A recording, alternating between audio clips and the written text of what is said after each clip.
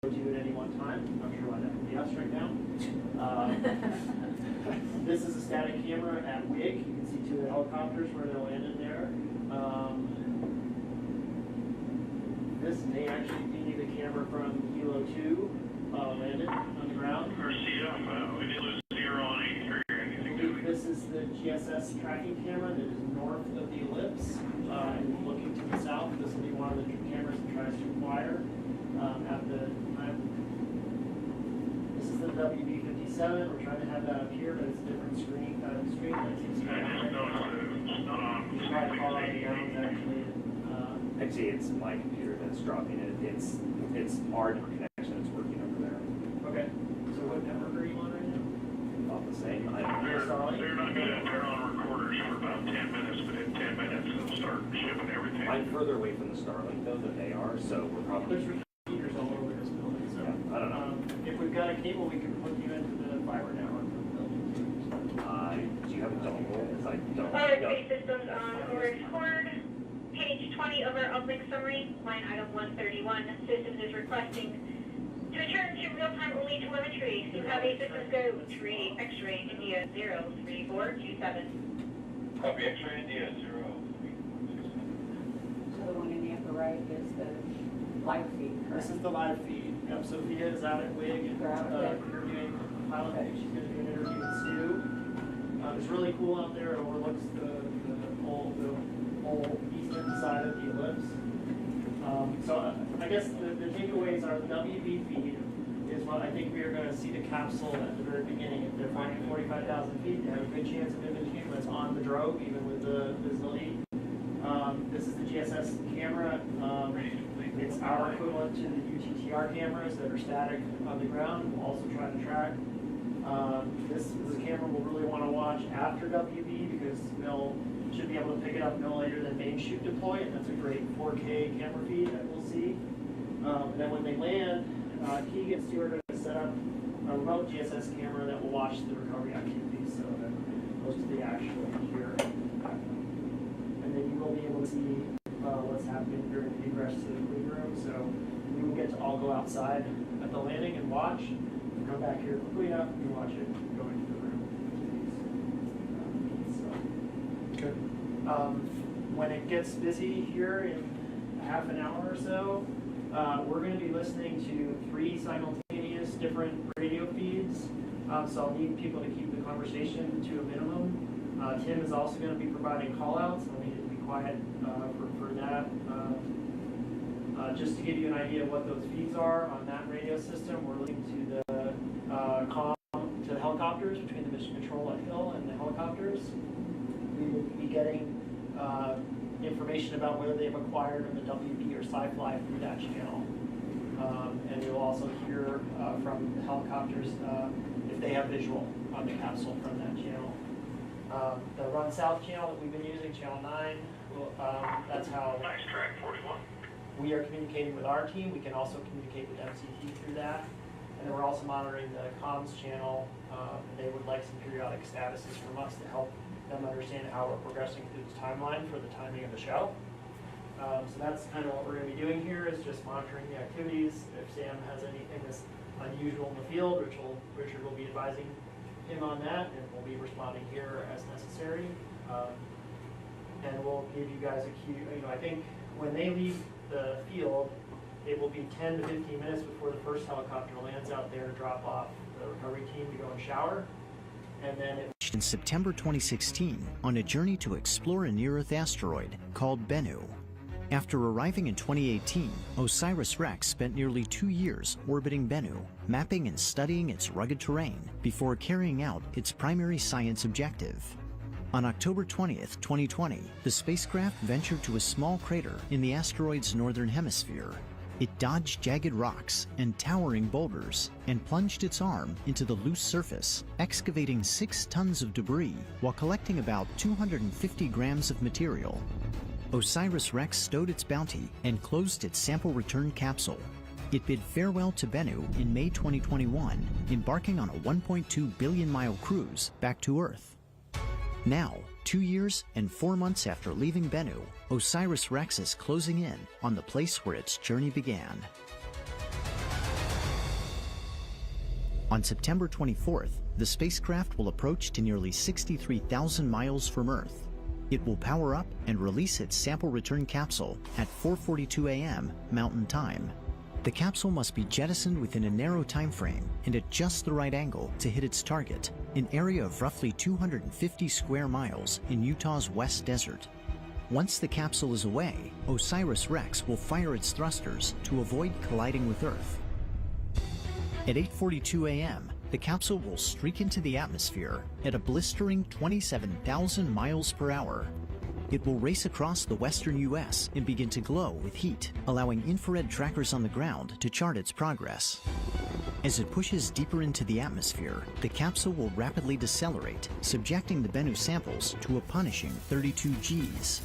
About 2 minutes after entry, it will slow to Mach 1.4 and deploy its drogue parachute, stabilizing its descent.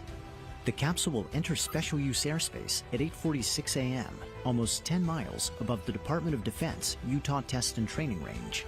Radar stations will lock on and track it to within 30 feet of its landing site. At 8:50 a.m., the capsule will extract and deploy its main parachute 1 mile above the ground. It will make its final descent at a leisurely 11 miles per hour, like a marathon runner savoring a victory lap, before touching down in the desert soil at 8:55.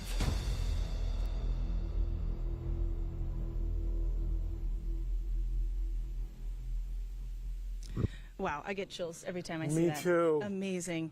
All right, so we know you have questions, so please continue to send them to us using the hashtag AskNASA. But before we go any further, I've got a question for you, Jim. Why is the mission called OSIRIS-REx? It sounds like a new hybrid kind of dinosaur or something. It does, but it's actually the name of an Egyptian deity, a bird deity, but it means all the stuff the mission's going to be doing. So we're going to be searching for clues to the origins of our solar system chemically, looking at how we can ground truth all the data we have for asteroids from Earth, other spacecraft right up close with samples. We're going to look at the resource potential of asteroids, metals, hydrated water and hydrated minerals, and also consider security of our planet from these kinds of objects. It's a big name with a big mission with many things it has to do. It's multiple missions in one. Yeah, 3 missions in one, in fact. We know we have a global audience for this event, and throughout the morning we'll be taking questions submitted via social media. So let's take one now. All right, what do we have? At S4Mule_B asks, what's the significance of studying asteroids like Bennu for advancements in planetary science? These are literally the time capsules of the early solar system. With those bits and fragments we can never get here, so we go and bring them home to connect ourselves to the place we live, our solar system. So that's one of the big takeaways of this. We will read the clues of Mother Nature on how our world works in the context of all the rest of the planetary system. Fantastic. All right, let's take another question. What do we have? All right, from at Endanger817. Approximately how large is the sample size, and what kind of analysis will be performed? So it's about 8 or 9 ounces. It's about a size of a baseball and a half, and the kind of analyses are amazing. There are toolkits and instruments that can look at nanoscale characteristics that you wouldn't imagine. We could see the hairs on a foot of an ant, but we'll look at those in the context of another object in the solar system. So, wow. Wow, indeed. All right, we'll be taking some more questions throughout the morning. Okay, so let us head back to the ellipse to talk to Sophia. I understand, Sophia, you've got a critical team member with you. Take it away.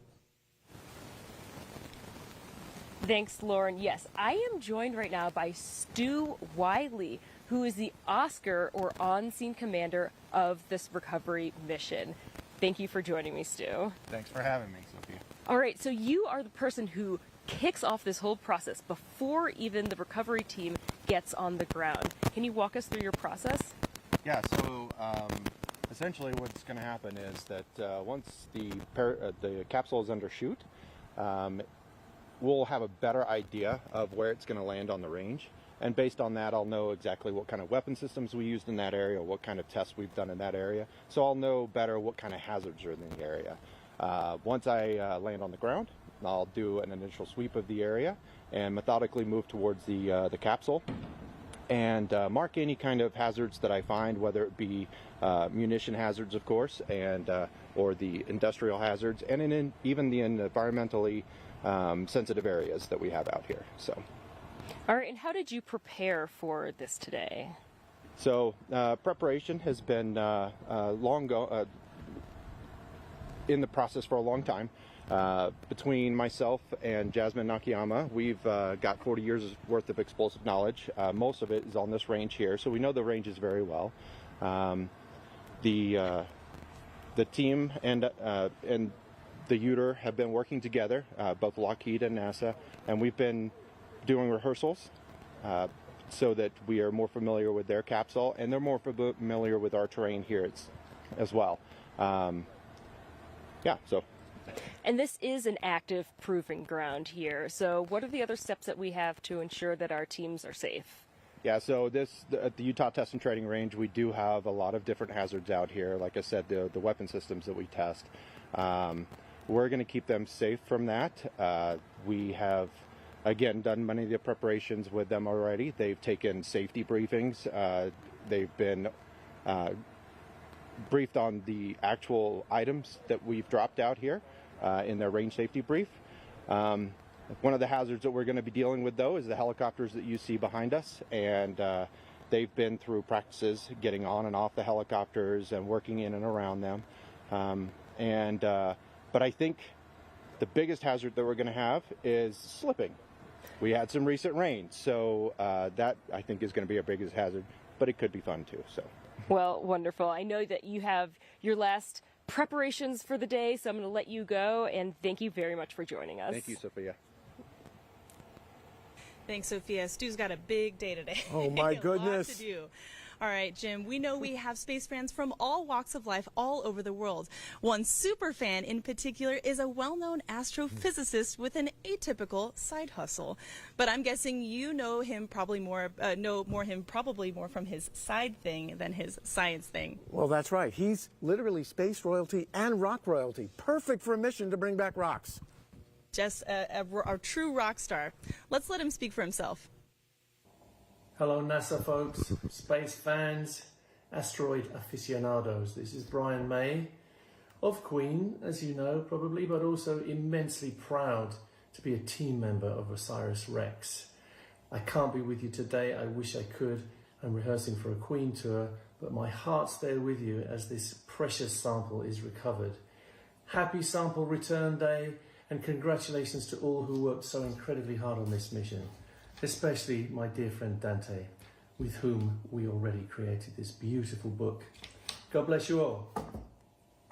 Speaking of rock stars, joining us is NASA's Lori Glaze, Planetary Science Mission Director. Welcome, Lori.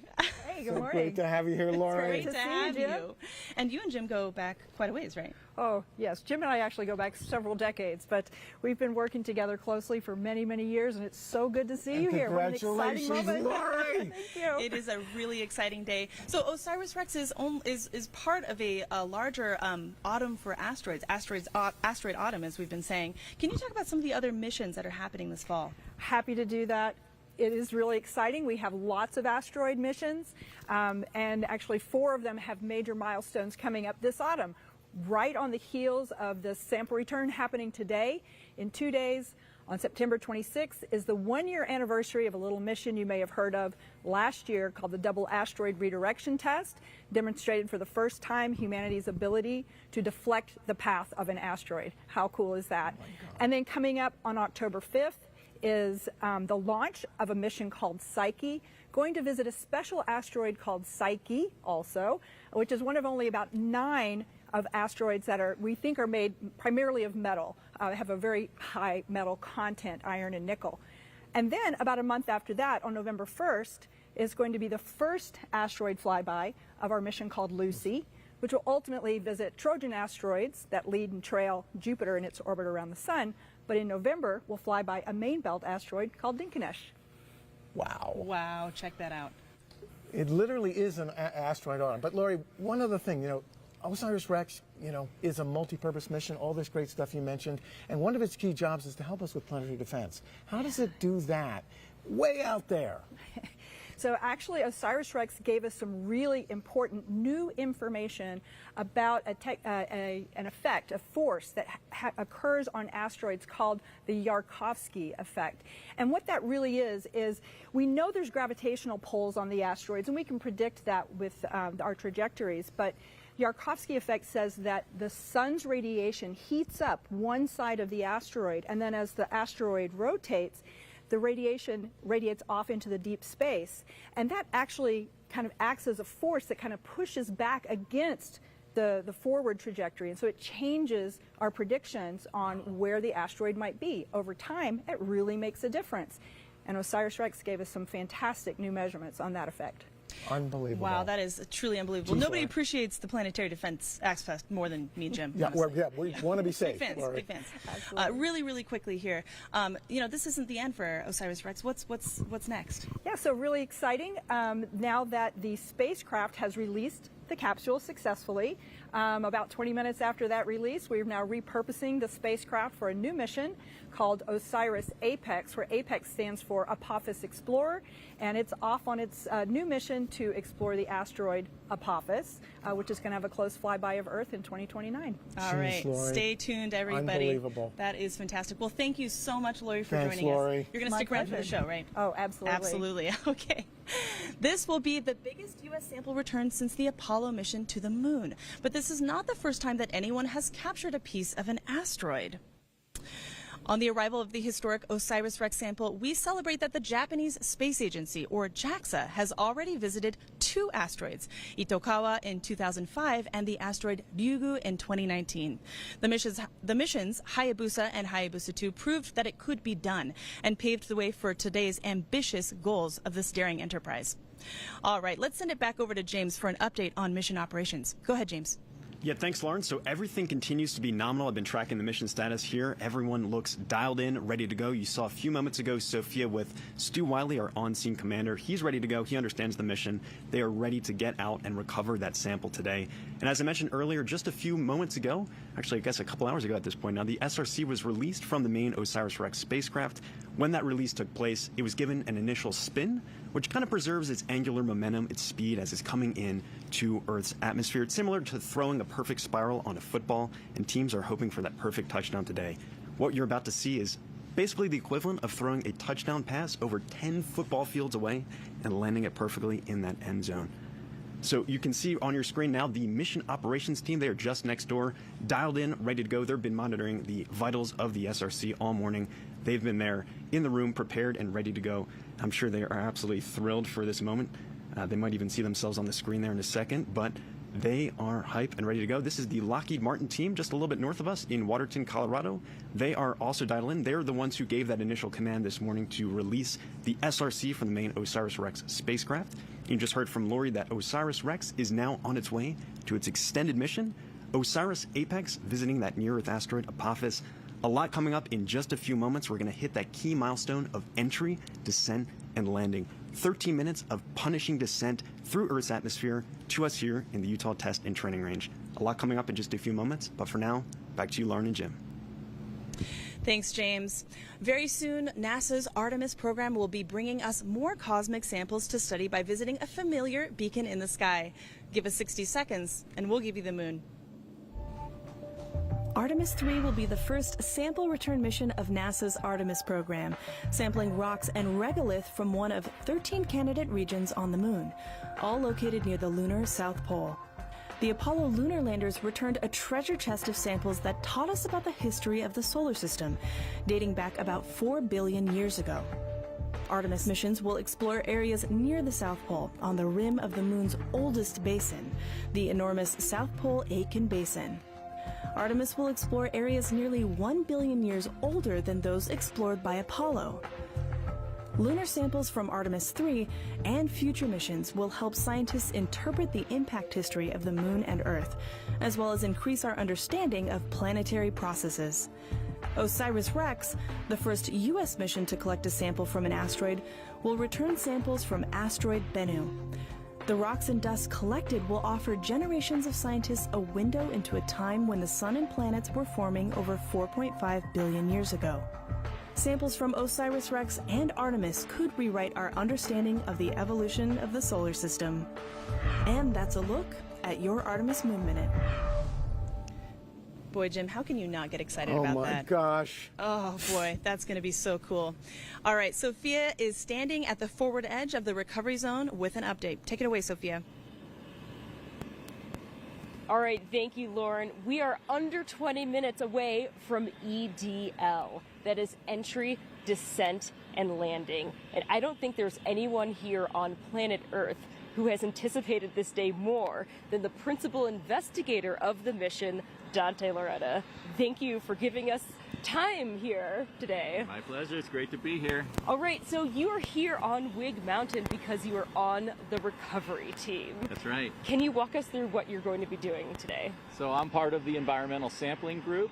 From day one, this mission has paid attention to keeping that sample pristine. And we're going to come down. We had some rain on Thursday. Most likely we're going to be encountering mud out there. We're also interested in the air quality and any water that might be standing, just so in the very rare event that any of that material somehow comes into contact with the sample, we have a record of it and it won't compromise our science. Ah, wonderful. And I think one of the really exciting things about a mission like this, especially with you working with the University of Arizona, is that you're partnering with educational institutions. So can you talk a little bit about the legacy that a mission like this has? Yeah, thank you. I'm a professor at the University of Arizona in the Lunar and Planetary Laboratory, and our history goes all the way back to the Apollo missions. The founder of our lab, Gerard Kuiper, mapped the moon, helped pick the Apollo landing sites and the Surveyor landing sites, and we have been involved in every major NASA planetary mission since then. And really the best part of having a university lead a program like this is that it's a great training ground for the next generation. I've been on this program almost 20 years, and I've watched multiple generations of students grow up, become professionals, either join the team. We always take our team members on board when we need to fill roles, or off into other careers in aerospace engineering, science, and many other disciplines. It's really great to foster those incredible questions about our universe. Absolutely. And I know that you need to get back to your team to go on that recovery process. Yeah, the moment's almost here. Yeah, so thank you so much for joining us, and best of luck out there today. Thank you. All right, back to you, Lauren. Great, thanks, Sophia. Wow, I can't wait for Dante to get his moment in the sun. Goes Dante. That is amazing. All right, so Jim, the whole OSIRIS-REx spacecraft is not coming back today, right? It's just a part of it. That's right. This is the whole spacecraft, 40 feet long, the size of a school bus. But this special little thing here, the sample return capsule, is bringing home the goodies. And that's what we've just released, and it will be entering the atmosphere, and you'll be hearing all about it.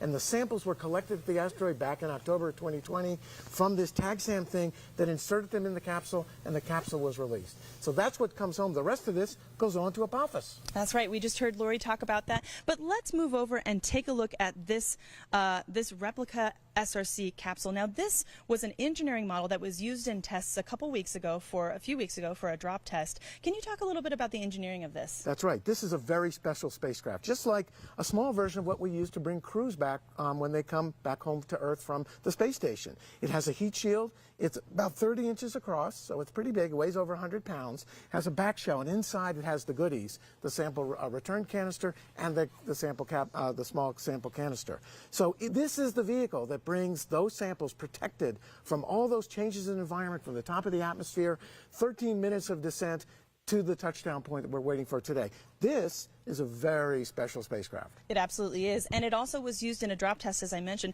Let's take a look at some of that footage now.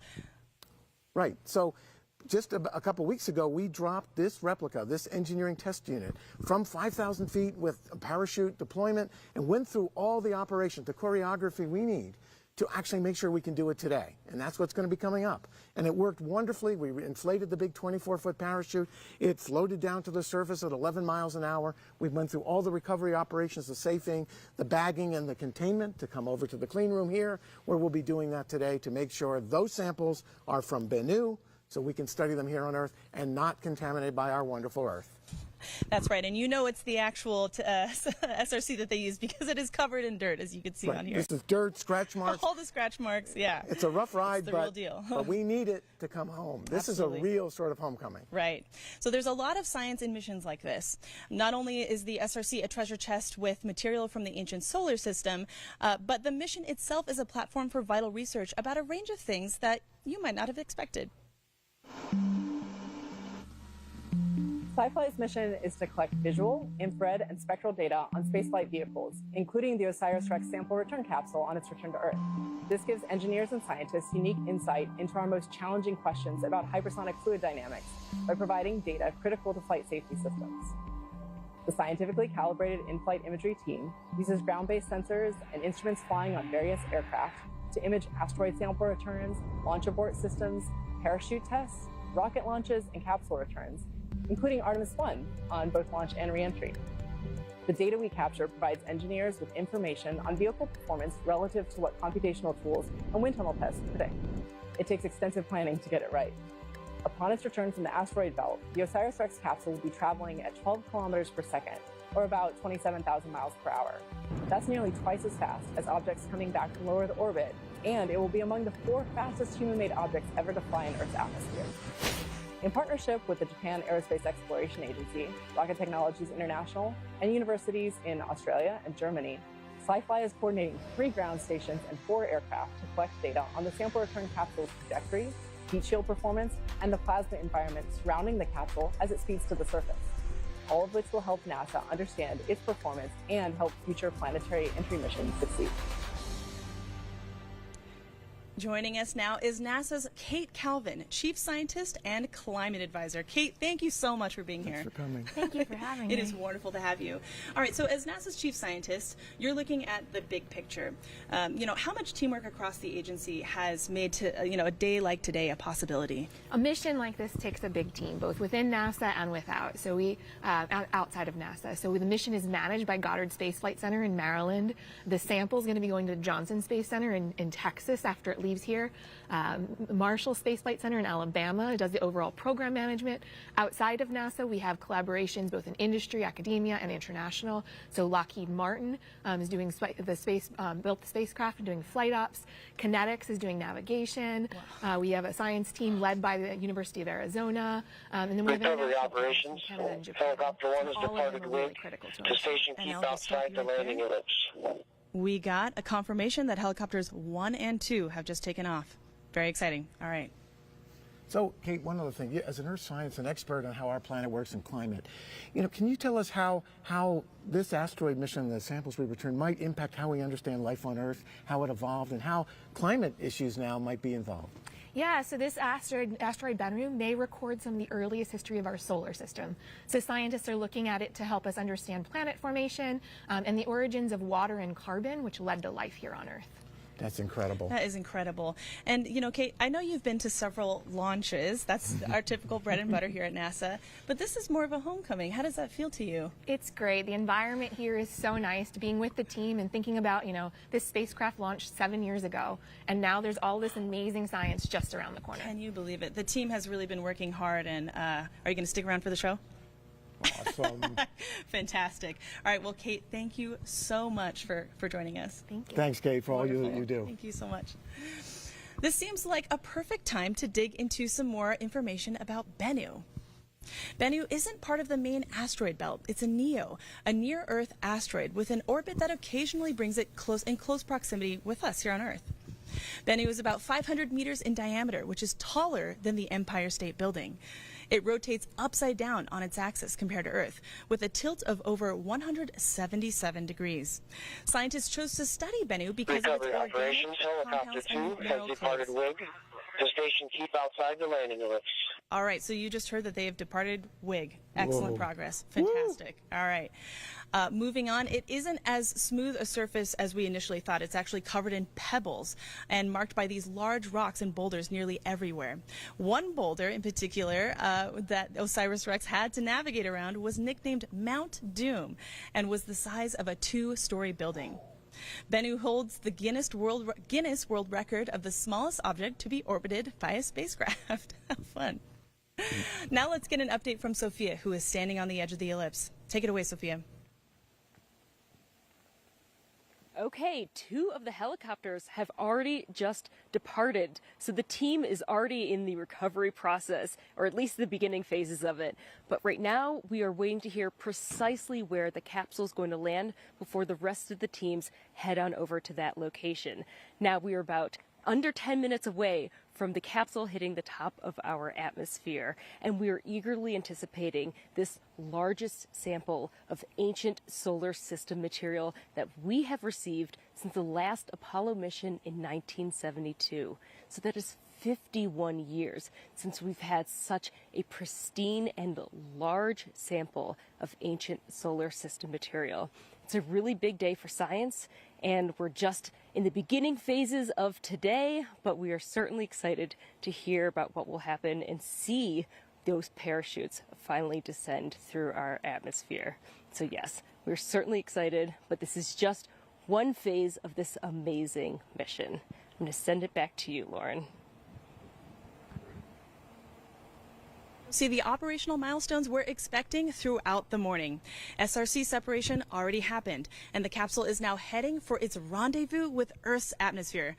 Jim, it always appears like these operations are simply inevitable. You know, we grabbed the sample, we flew it back to Earth, we're headed in for landing, but it's never that simple, is it? No, not at all. And so we have a lot of critical events that take masterful engineering. We have to hit the top of the atmosphere, transition through a high G, high heat environment, go from 27,000 miles an hour down to eventually 11 for that safe landing. All these things involve changes in environments, forces, things that could disrupt our sample and change them, which we want to document. And so we really want to understand this and finally bring it to rest so we can then bag it and encapsulate it so we can eventually get the sample into our clean room here. So we're ready to transfer tomorrow to Houston to the Johnson Space Center. So this is a big process, well rehearsed by a masterful team. Absolutely, and contains, work from thousands of individuals who are making this happen. All right, so we know that you're submitting questions from all over. Let's take a few more social questions. All right, what do we have? At Dev Saran at 5342461. What are the preliminary steps to take to test a sample? The preliminary steps. So first thing we do is, of course, bag it here and get it into the clean room and get that sample, that sample canister inside the sample return capsule, get it under nitrogen purge, meaning we flow nitrogen gas so no Earth atmosphere and microbes get involved. That'll happen today.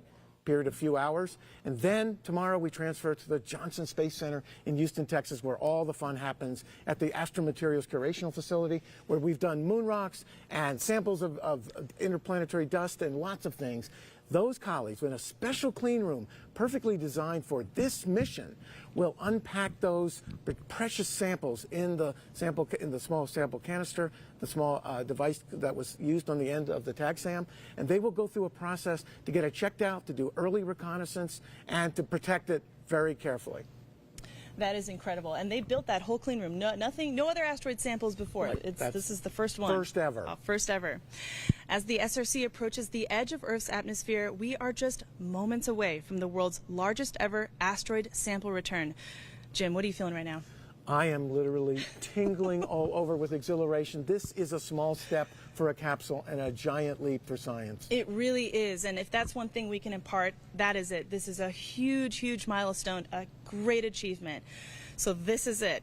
We are just 15 minutes away from the OSIRIS-REx sample return, a journey of 7 years and nearly 4 billion miles. The work of thousands culminates in this moment. Let's turn it over to our mission commentator, James Traley, to take us through the final moments. James, we're all yours. Yeah, Lauren, buckle up and get ready for the ride of entry, descent, and landing. This is 13 minutes of crazy descent, punishing crazy deceleration of our spacecraft, starting at 27,000 miles per hour when it enters into Earth's atmosphere, and eventually slowing to a leisurely 11 miles per hour as it descends and lands on the Utah Test and Training Range. Recovery operations. Helicopters 1 and 2 have arrived at the holding location. So good news, our helicopters are ready to go and begin those recovery operations just as soon as we have confirmation of touchdown here. And as the sun begins to rise in the west coast, the SRC is going to be streaking across the atmosphere above San Francisco, California, about 82 miles in altitude. It's going to be coming in hot, over 5,000 degrees Fahrenheit, almost a couple seconds after it hits that atmosphere. That's about half as warm as the surface of the sun, to give you some context.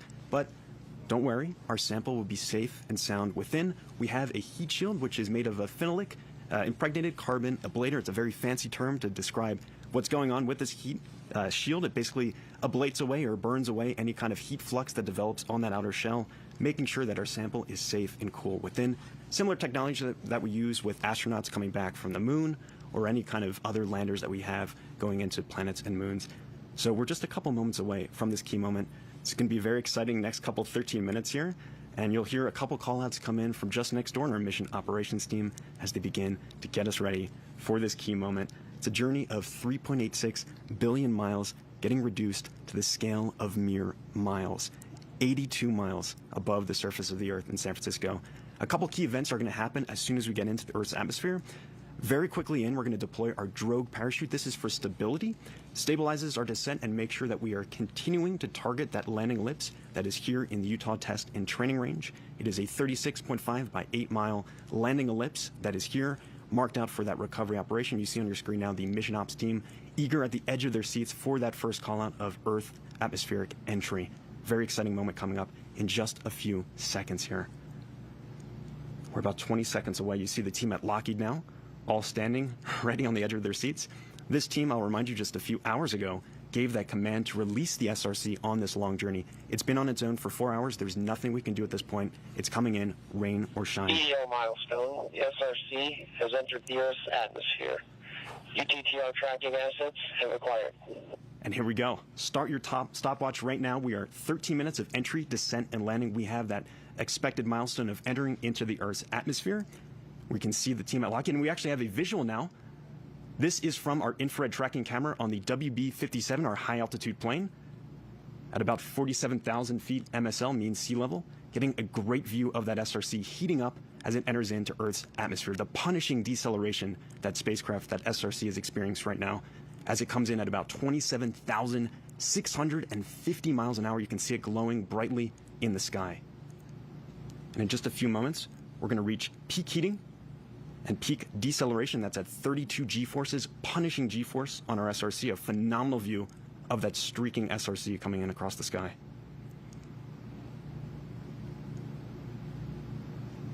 At this point, we have entered in over San Francisco, California, and are very quickly going to be approaching the Utah Test and Training Range just a little bit further to the east. Entry was at EO milestone. SRC is experiencing maximum heating and maximum deceleration.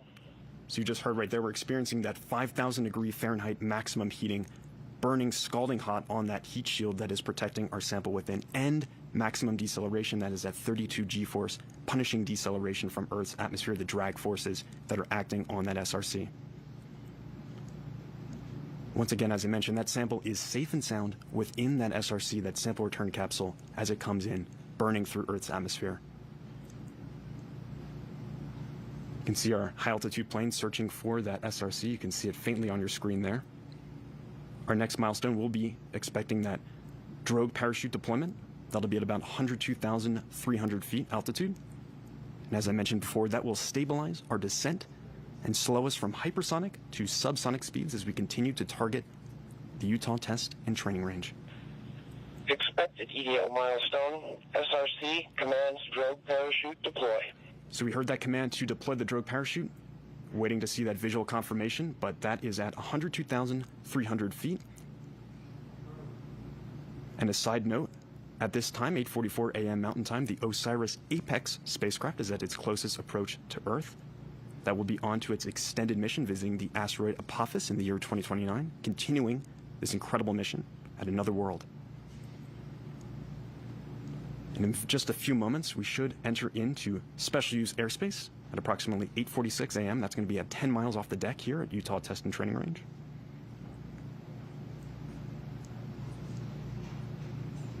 You can still see that SRC on your screen very faintly in the distance. Still quite warm, that fireball that literally was a ball of plasma just a few moments ago when it first entered into the Earth's atmosphere.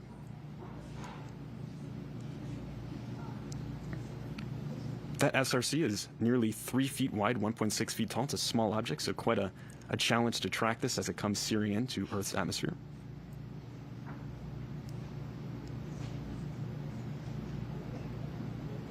And in just a few moments, we should be entering into special use airspace. This area was specifically chosen for this mission. It's a wide open, vast desert space, relatively flat, perfect to land this sample today.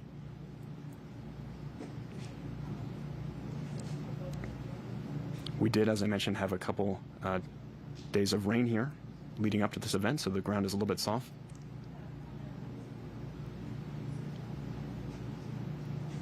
You can see our SRC.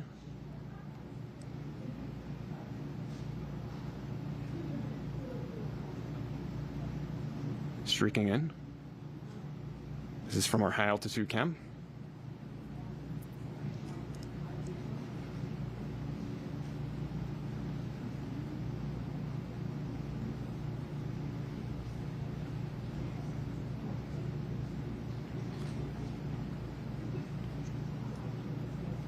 Our next milestone, we should be expecting main parachute deployment at around 8:49 a.m. Mountain Time. That will be at around 5,000 feet elevation.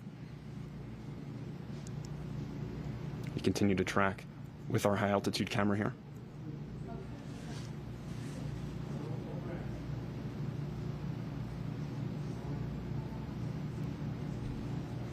As I mentioned, that sample is thermally isolated within that SRC, a very complex labyrinth network of piping and tubing leading into that sample canister within, that just a few years ago was on the other side of the solar system from us sampling an asteroid Bennu. The team has incredible precision on this mission as well. Just a few days ago, on the 17th of September, they did their final trajectory correction maneuver, TCM-12. This corrected our velocity by 3 millimeters per second.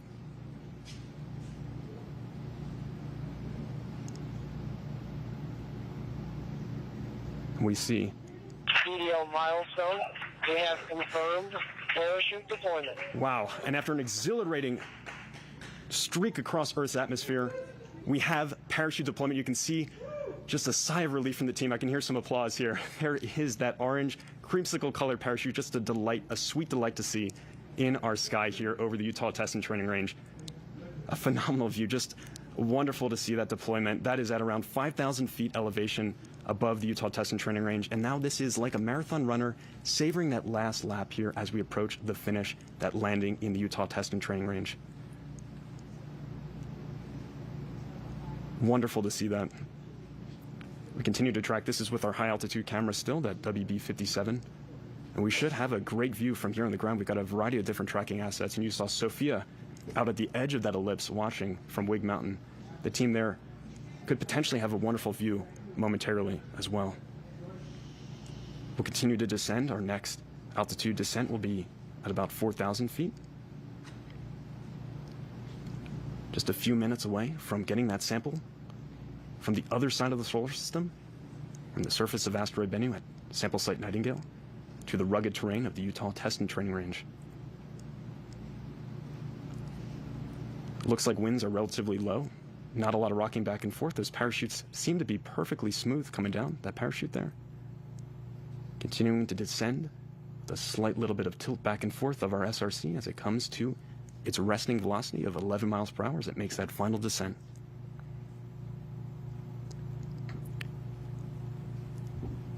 That parachute deployment was given internally by the spacecraft. All of what you're seeing now is autonomous on board that SRC. And once that successfully lands, the teams will begin the next crucial phase of this mission, the sample recovery operations. They've been rehearsing for this moment for months, literally years really, leading up to this key moment, and are ready to begin those operations to get that SRC into our portable clean room here and extract that sample canister within. According to my watch, we're about 5 minutes away from landing with our SRC. And as we heard a few moments ago, helicopters 1 and 2 are already staged and ready to begin those recovery operations just as soon as we have confirmation of touchdown. This is a variable clock, so this could be a little bit faster, a little bit slower as we get closer in. This wind speed here is a variable that is quite hard to predict, especially once you're high up in the atmosphere. We did release a weather balloon earlier on this afternoon, or earlier on this morning rather, to get a profile of our atmospheric conditions. The team puts those into various models as they prepare for this key moment. But once again, they are a little bit hard to predict, a little bit of variability, so we may kind of bounce around a little bit on that predicted OSIRIS-REx sample return capsule touchdown time.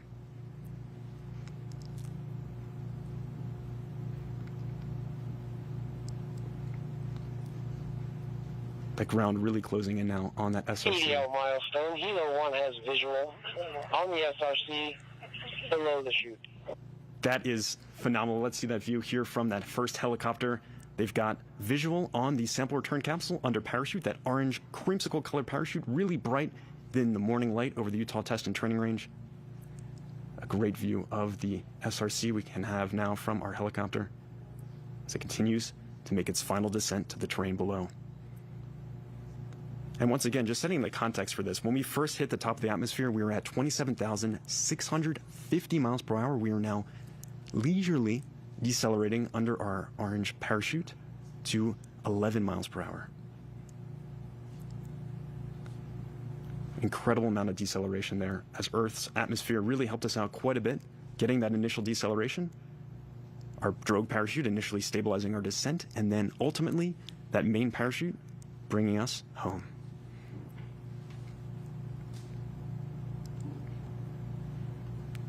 You can see right in the center of that crosshair, that is the parachute with the SRC dangling beneath.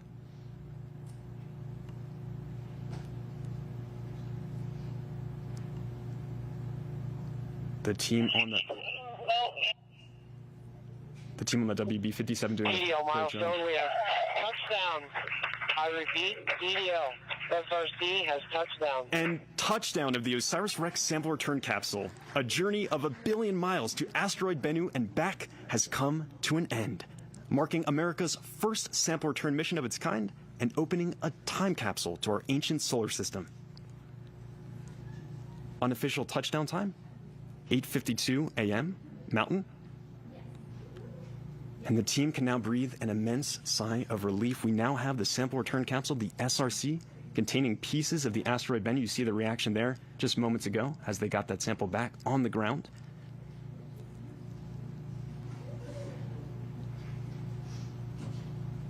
This is the team at Lockheed celebrating that momentous achievement of getting that sample from the other side of the solar system at asteroid Bennu. When we took that sample, we were over 200 million miles away from us here on Earth. The long journey back, 1.2 billion miles from asteroid Bennu, back to here with that sample, has just come to a dramatic close. And a little bit ahead of schedule, too. The SRC landing about 3 minutes ahead of when we had originally predicted.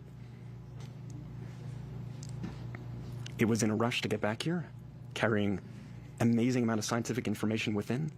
The team is eager to crack that SRC open, get the sample canister within, and begin the process of understanding the origins of our solar system and potentially the origins of life.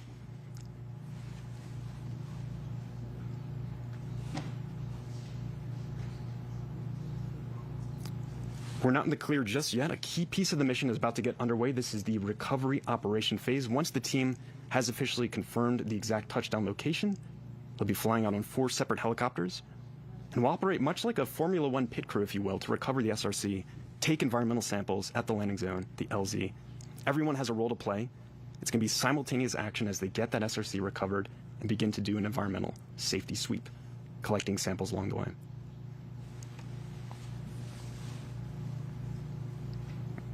You see our mission ops team just next door.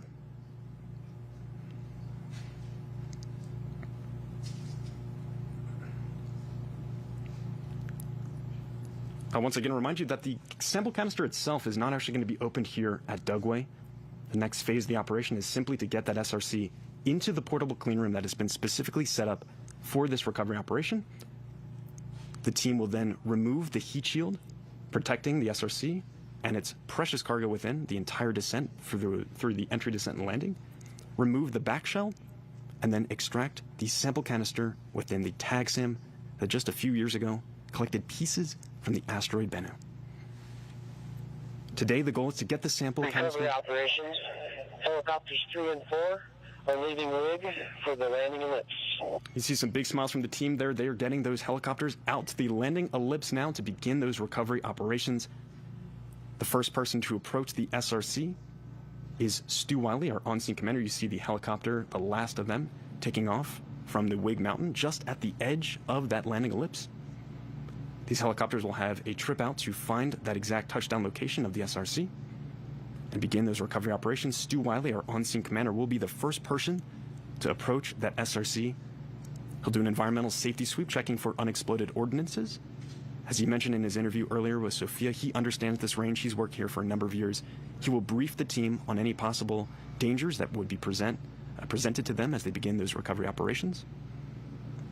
And then a team member from Lockheed Martin will begin to take gas and thermal readings once the area is safe of that SRC to determine whether or not it is at safe operational levels for the rest of the team to begin the recovery operations. As I mentioned, this is going to be simultaneous action. The team has prepared. They're all going to be wearing these bright white UV shirts, sample recovery shirts, and you'll see them walking out to that sample in just a few moments here once those helicopters land. A great view once again from our high altitude plane. You can see the parachute there next to our SRC. There is a possibility that there could be unexploded ordnances from that parachute. There is a mortar inside that is to fire to disconnect the parachute from the main SRC to help it come to a final rest. It's a bit challenging to see from this perspective, but there could be some potential roll marks or skid marks as that SRC came to a rest on the rugged desert surface below. As I mentioned, we did have a bit of precipitation here the other day, so that should make for a nice soft surface for that SRC, so it probably had a nice clean landing there. The team will assess as they get out there and check exactly how our conditions are for the SRC and the surrounding area. You heard Stu mentioning the team might need to wear some boots. The operations could get a little bit slippery as they begin to recover that sample. And this is a pristine sample from the ancient solar system and could hold the clues to how everything around us came to be, from the formation of the planets to the origins of life here on Earth. Needless to say, this is precious cargo, and the recovery team is fully aware of the gravity of the situation and the importance of what they're about to do today with these recovery operations. You can see it looks like our parachute has come to a stable rest. The winds were pretty low today, so it looks like it is not billowing at all. It is almost perfectly flat, at least from this perspective, on that desert terrain.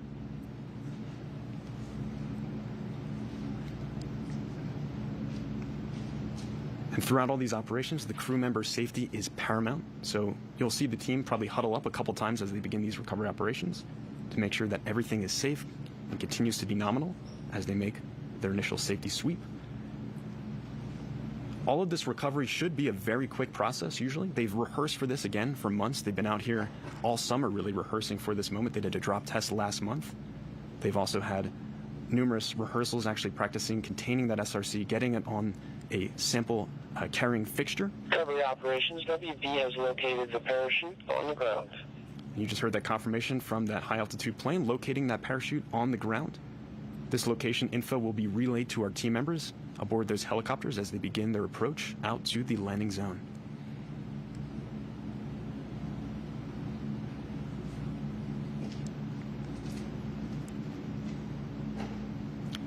We do have that confirmation from the high altitude plane, as you just heard. We're still working to get confirmation from our NASA helicopter.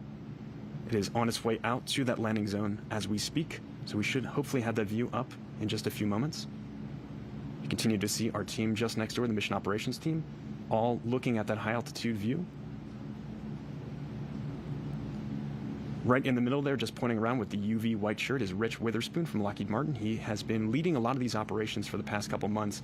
He's been preparing the team for this exact moment and really has been a great leader helping us get ready for these recovery operations.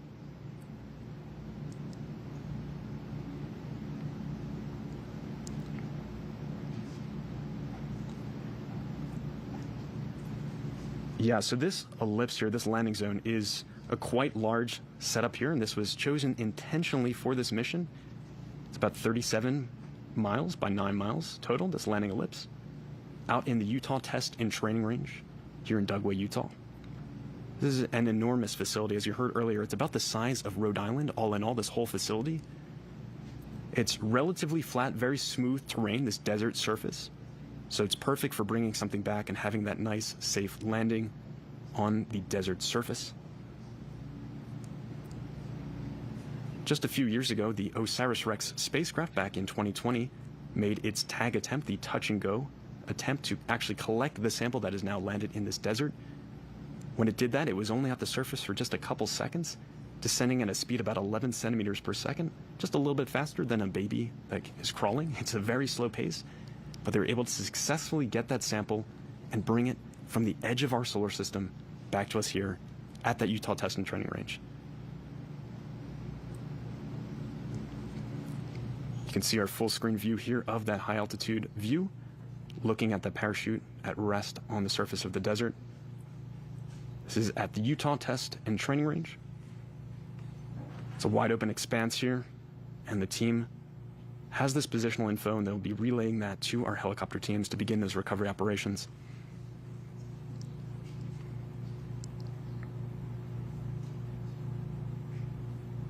And what you'll see in a couple seconds here, the recovery team, the recovery crews are responsible for securing the sample return capsule, the landing site around it, and helicoptering the SRC to a portable clean room that's located just next door here on the range.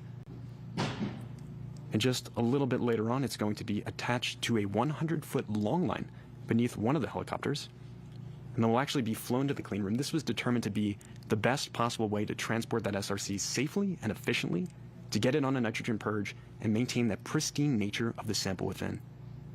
As I mentioned, this is an enormous ellipse, 37 by 9 miles.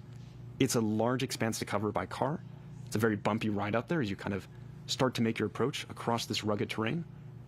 With the helicopters, it will be approximately a 20-minute flight back with that SRC. They take it at a nice slow pace, effectively parading the SRC around, just giving it its last big moment as it is served its purpose officially at this point of getting that sample canister safely here to Earth.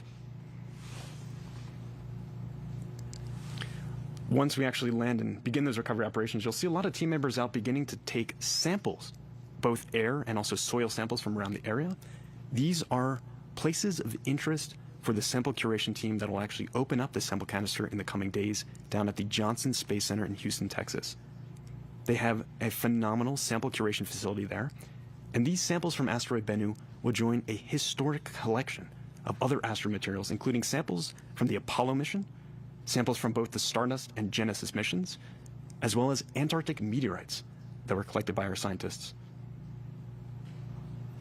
In the coming days, we'll actually know exactly how much sample we got back from Bennu. The original mission requirement was 60 grams of pristine sample from the asteroid surface. Based on some very clever engineering, the team believes that they have potentially 250 grams, or 6 times that mission requirement, inside.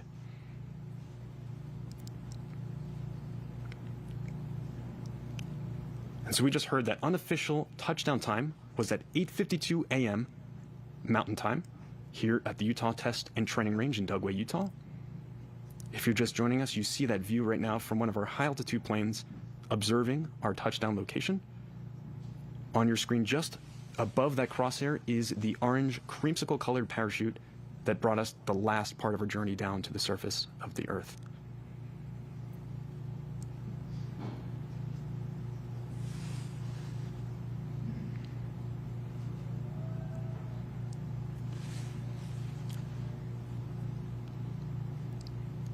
You heard from Jim earlier that main parachute is about 24 feet across. Fairly large parachute that helped us decelerate on our last leg of the journey.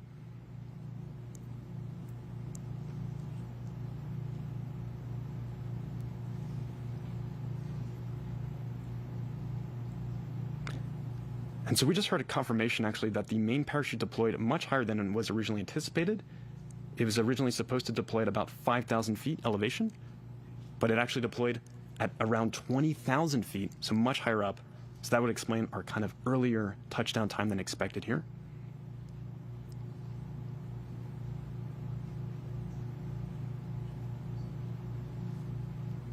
It still has touchdown on the Utah Test and Training Range.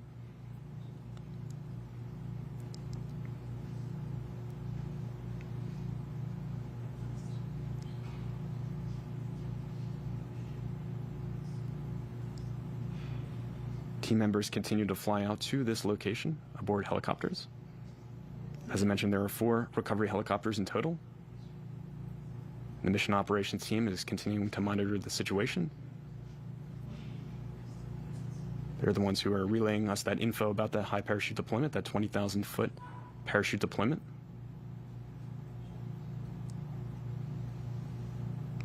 They're going to be assessing the situation from their end here, relaying any possible info over to our recovery teams as they begin to make their trip out to our SRC.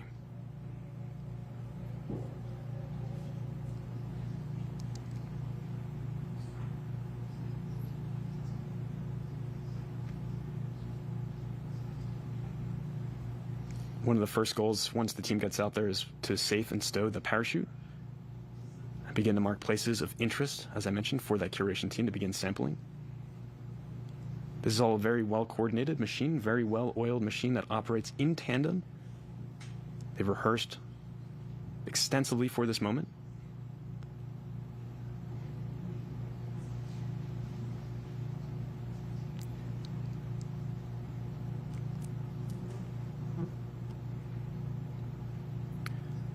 So we just heard from the team in that mission operations room that they have visual of the parachute, that orange parachute that you saw on your screen moments ago. But we do not yet have visual confirmation of the SRC itself. The team is continuing to survey the region, looking for that sample return capsule.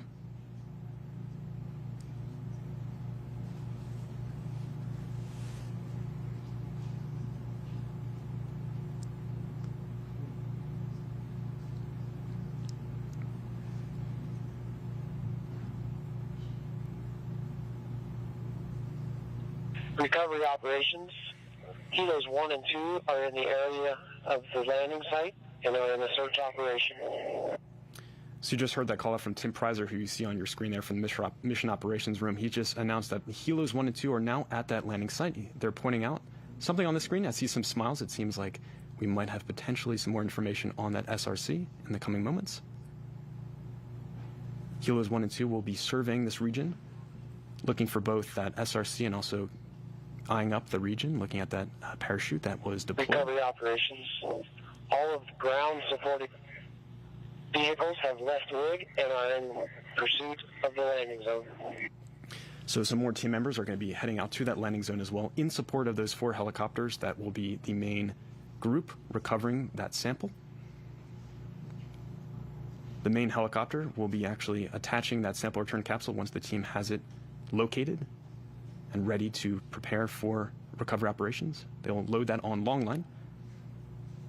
You can see once again, some team members pointing at items on the screen here. We'll hopefully get confirmation in the coming minutes of that SRC location.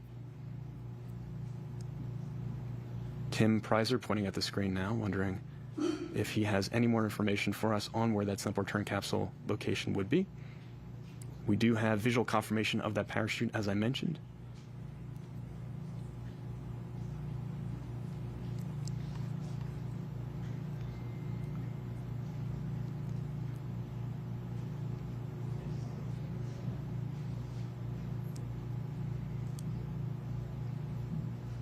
Rich Witherspoon radioing out to the team. And now we have a view from our helicopter of the landing location. You can see the sample return capsule dead center on your screen, that kind of dark gray black object right there. And then just to the right of it, a little bit below, is our parachute. It appears to be resting on the surface. We're getting a zoom in now from our NASA helicopter. And you can see now the SRC. At last, we have a visual of it on the surface of the Utah Test and Training Range. I'm sure that is a pleasant sight for the team to see. Recovery operations. Helo 2 has visual on the SRC. I repeat, SRC has been located. And we have visual on that SRC. It appears that the parachute has also disconnected. It's a little bit off from that SRC, disconnecting from the back shell. The SRC appears to be resting on its nose, that heat shield that protected it the whole way down through that entry, descent, and landing. Lockheed is celebrating that moment. I'm sure they are breathing another sigh of relief here. It's been a wild morning for everyone involved. They've been up since the crack of dawn, just a little bit further north from us in Waterton, Colorado. They gave the go command to actually release that SRC that you see on your screen right there from the OSIRIS-REx spacecraft about 4 hours ago. It then ventured entirely on its own and now sits on its own for us here in the Utah Test and Training Range. So now that we have visual, the teams should be able to begin the recovery operations in just a few moments. As I mentioned, that first person on scene will be the on-scene commander, Stu Wiley. He'll be doing an environmental sweep. We're getting a nice close-up view. You can see the parachute disconnected. You can see some of the wiring of it there, just a little bit off the edge of our SRC. The SRC looks quite charred up from that entry in. That was expected as we heated up to temperatures over 5,000 degrees Fahrenheit upon entry into Earth's atmosphere. You can see a great visual of some of that rugged terrain out there. Just a sweeping expanse, very panoramic terrain at the Utah Test and Training Range. It's a great location for us to land this sample. The team looking a lot more relieved now that we actually have visual. And we should be able to begin those recovery operations shortly.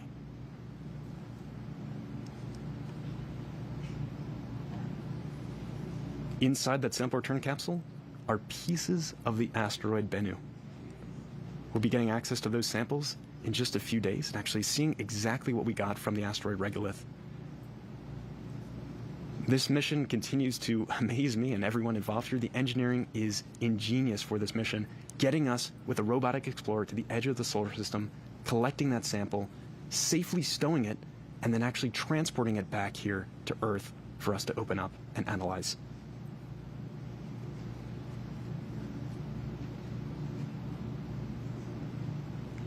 The surface today was probably a little bit soft, so it looks like it's resting a little bit far off the actual desert. It doesn't appear to have dug in too much with that nose cone from the heat shield.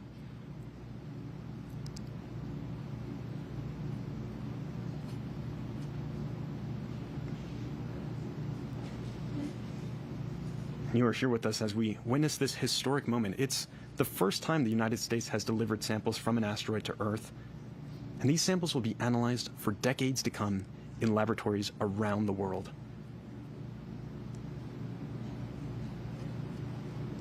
And there is landing of our first helicopter at the site. Appears to have a nice soft landing. We're just probably a couple hundred feet. Recovery operations. Helo 1 has landed at the recovery site. So our first helicopter, you just heard confirmation, and you can see visual confirmation of that landing. We're maybe about 100, 200 feet away, landing away from that sample. So a little bit of a hike for our team members to get out to that sample return capsule and begin our environmental safety sweep. As I mentioned, our on-scene commander, Stu Wiley, will be the first person of the team to actually approach this sample, check the area for any unexploded ordnances, UXOs, that could possibly be out there on the range, and then also make sure that that SRC is safe for our operations team to approach and begin recovery. You can see where that parachute disconnected from the top of that SRC. That is the back shield that you see right there at the very top with that little bit of white wiring still coming out of the top. Our SRC perfectly landed there on the Utah Test and Training Range. So what you're about to see happening next is the process of recovery operations. This is a key moment of today's events to actually get that SRC from out in the desert into our portable clean room here at Dugway. It is crucial that we maintain the pristine nature of this sample that we got back from asteroid Bennu. It could hold the clues to how everything around us came to be, from the formation of the planets to origins of life here, so the team understands just how crucial the contents of that SRC is, and they're going to work as efficiently and as safely as possible to get that SRC contained, wrapped up in thermal blanketing, placed in a sample carrying fixture, and then attached with long line to our first helicopter there. It'll then be transported the long journey back here, a much more relaxing flight, I'm sure, for our SRC, to our portable clean room at Dugway. At which point the team members will extract the back shell and remove the heat shield from the SRC. It's served its purpose. We're mainly now concerned with getting the contents within that sample canister containing pieces of the asteroid regolith out of that SRC. We won't actually, as I mentioned, be opening that sample canister just yet here at Dugway. The team is simply focused on getting that SRC, or the sample canister rather, on a nitrogen purge And this is to maintain that pristine nature and prevent any kind of contaminants from the atmosphere from getting into our sample within. Recovery operations. Kilos 3 and 4 have been cleared to land at the recovery site.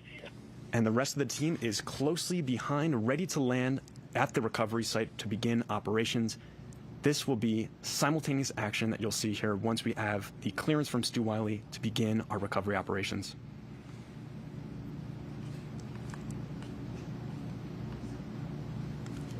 At least from this perspective, I'm not noticing really any drag marks or any kind of roll marks, but the team, once they approach, will mark any possible areas of interest where the SRC possibly came in contact with the rough desert terrain. All of these regions will be sampled by our recovery team and will be passed off to the sample curation team at the Johnson Space Center. As they begin to unload and actually open up the sample canister there, exploring the contents within and making sure that no possible contaminants from the surrounding landing location got into our sample. We're getting a wider view now. We should have the helicopters that have landed nearby coming into view, potentially. The team really taking extra precaution as they approach the SRC. As I mentioned, team member safety is paramount during these operations. There are possible potential areas of concern as the team begin these operations, including the temperature of that SRC. You see it looks quite charred there. It could still be a little bit warm. As I mentioned, it heated up to over 5,000 degrees Fahrenheit. So as the cool desert air begins to cool down that SRC, we want to make sure that it is cool enough for our team to actually begin those recovery operations. We'll also be checking the gas levels of that SRC to make sure that it is not outgassing from the batteries within, heating up during that reentry. We'll also be making sure that there is no live voltage present. And we see a view now from our high altitude plane that has visual of those helicopters landed nearby, just at the northern part of your screen. You can see one of them on screen now. The top of your screen there, it is centered up. There is our helicopter, and it appears that we have our on-scene commander potentially walking over. This is once again our high altitude WB-57 shot of our helicopters landed at the LZ, our landing zone. You can see some movement on the screen. It appears some team members might be approaching our SRC at this point to begin those recovery operations, the initial safety sweep.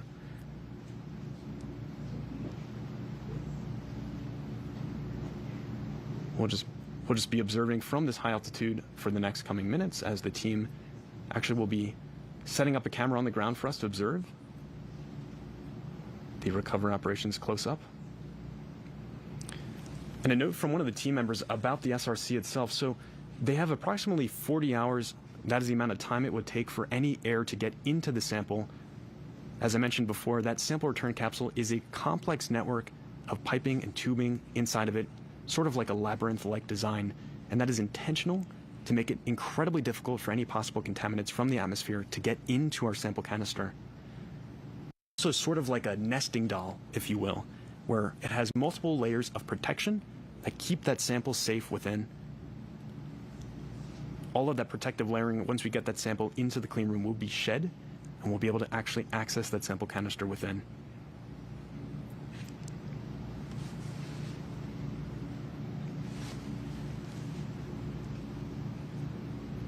The main goal, as I said, for today is to get that sample canister on a nitrogen purge.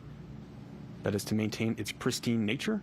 And we have visual once again from one of our helicopters here orbiting around the landing location. You can see our SRC at the bottom left of your screen and its parachute that helped us get the last leg of the journey down. It deployed a little bit higher than we expected, 20,000 feet elevation. Original expectation was at about 5,000 feet. And this brought us down the last leg of the journey after a punishing initial entry into Earth's atmosphere over San Francisco, about 82 miles in altitude, to now resting on the rugged Utah Test and Training Range desert floor.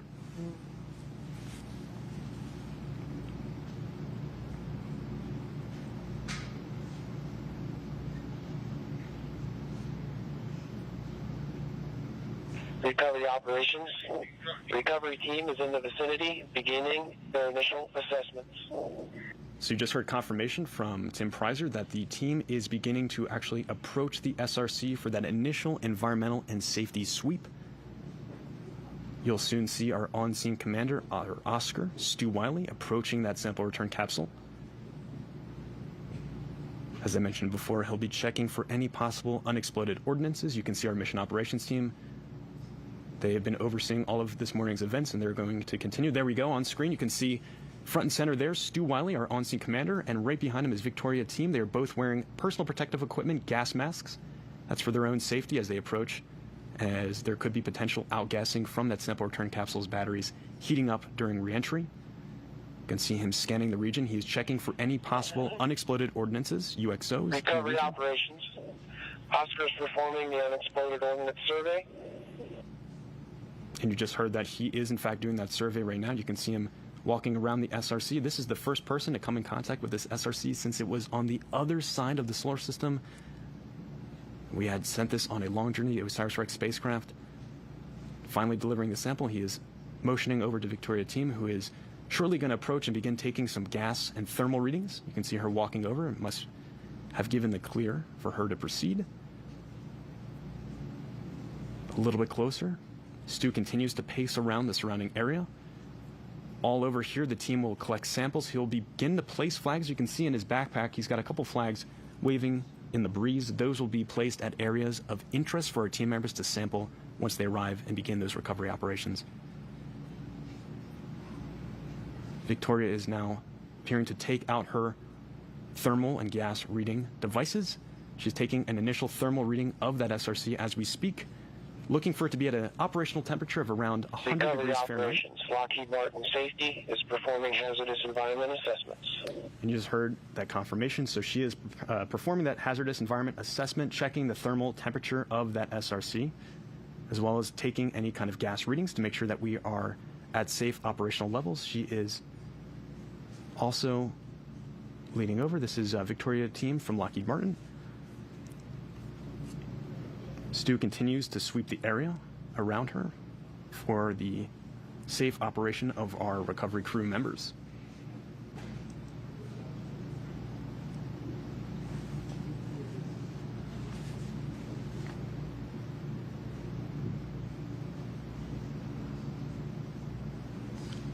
There are several nozzles, valves around the SRC, and so once Victoria has the clear to approach, she'll actually open up some of those valves and insert a gas reading device within to actually take some temperatures. And you can see off to the left of your screen, Stu Wiley is actually safing and stowing away that parachute that helped take us the last leg of the journey.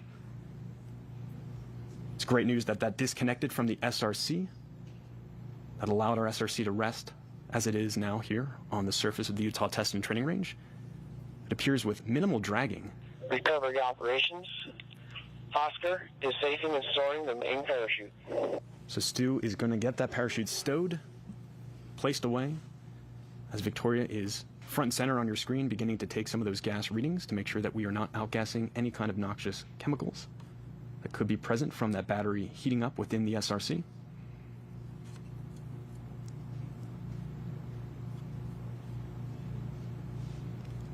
And Stu is walking back to the team with that parachute. So the SRC battery is comprised of lithium disulfide, and as such, the possibility of toxic vapors exists if the battery packaging has been damaged during entry or landing.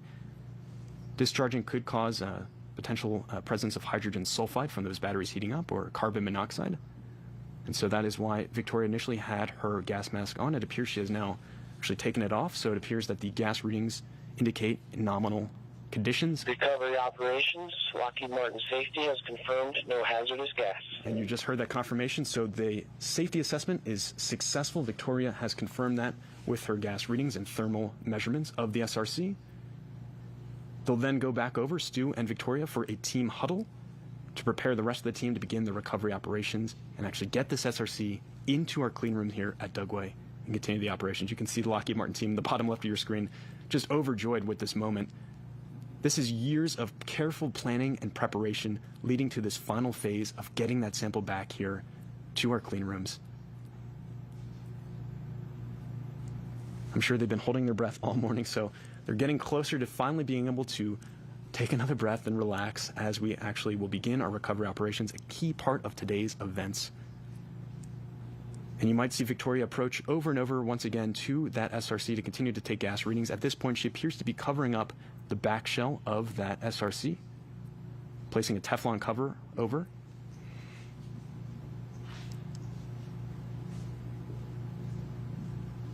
This is where the parachute actually deployed, at the top of the SRC capsule, the sample return capsule rather. She'll also be checking for any possible live voltage. And we'll wrap Kapton tape around the two cut cable ends protruding from the back of the SRC where that parachute deployed. You can see her with that covering as we speak, placing it on the back shell.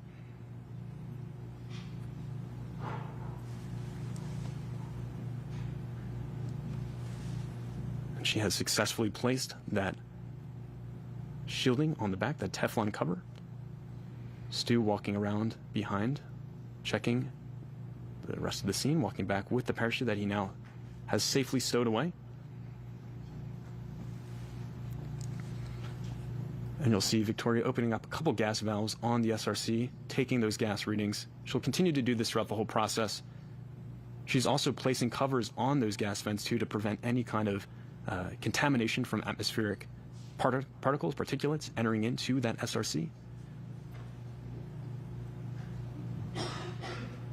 She's photographing the scene as well too. This is to keep careful note of exactly the procedures that she's going through for her team.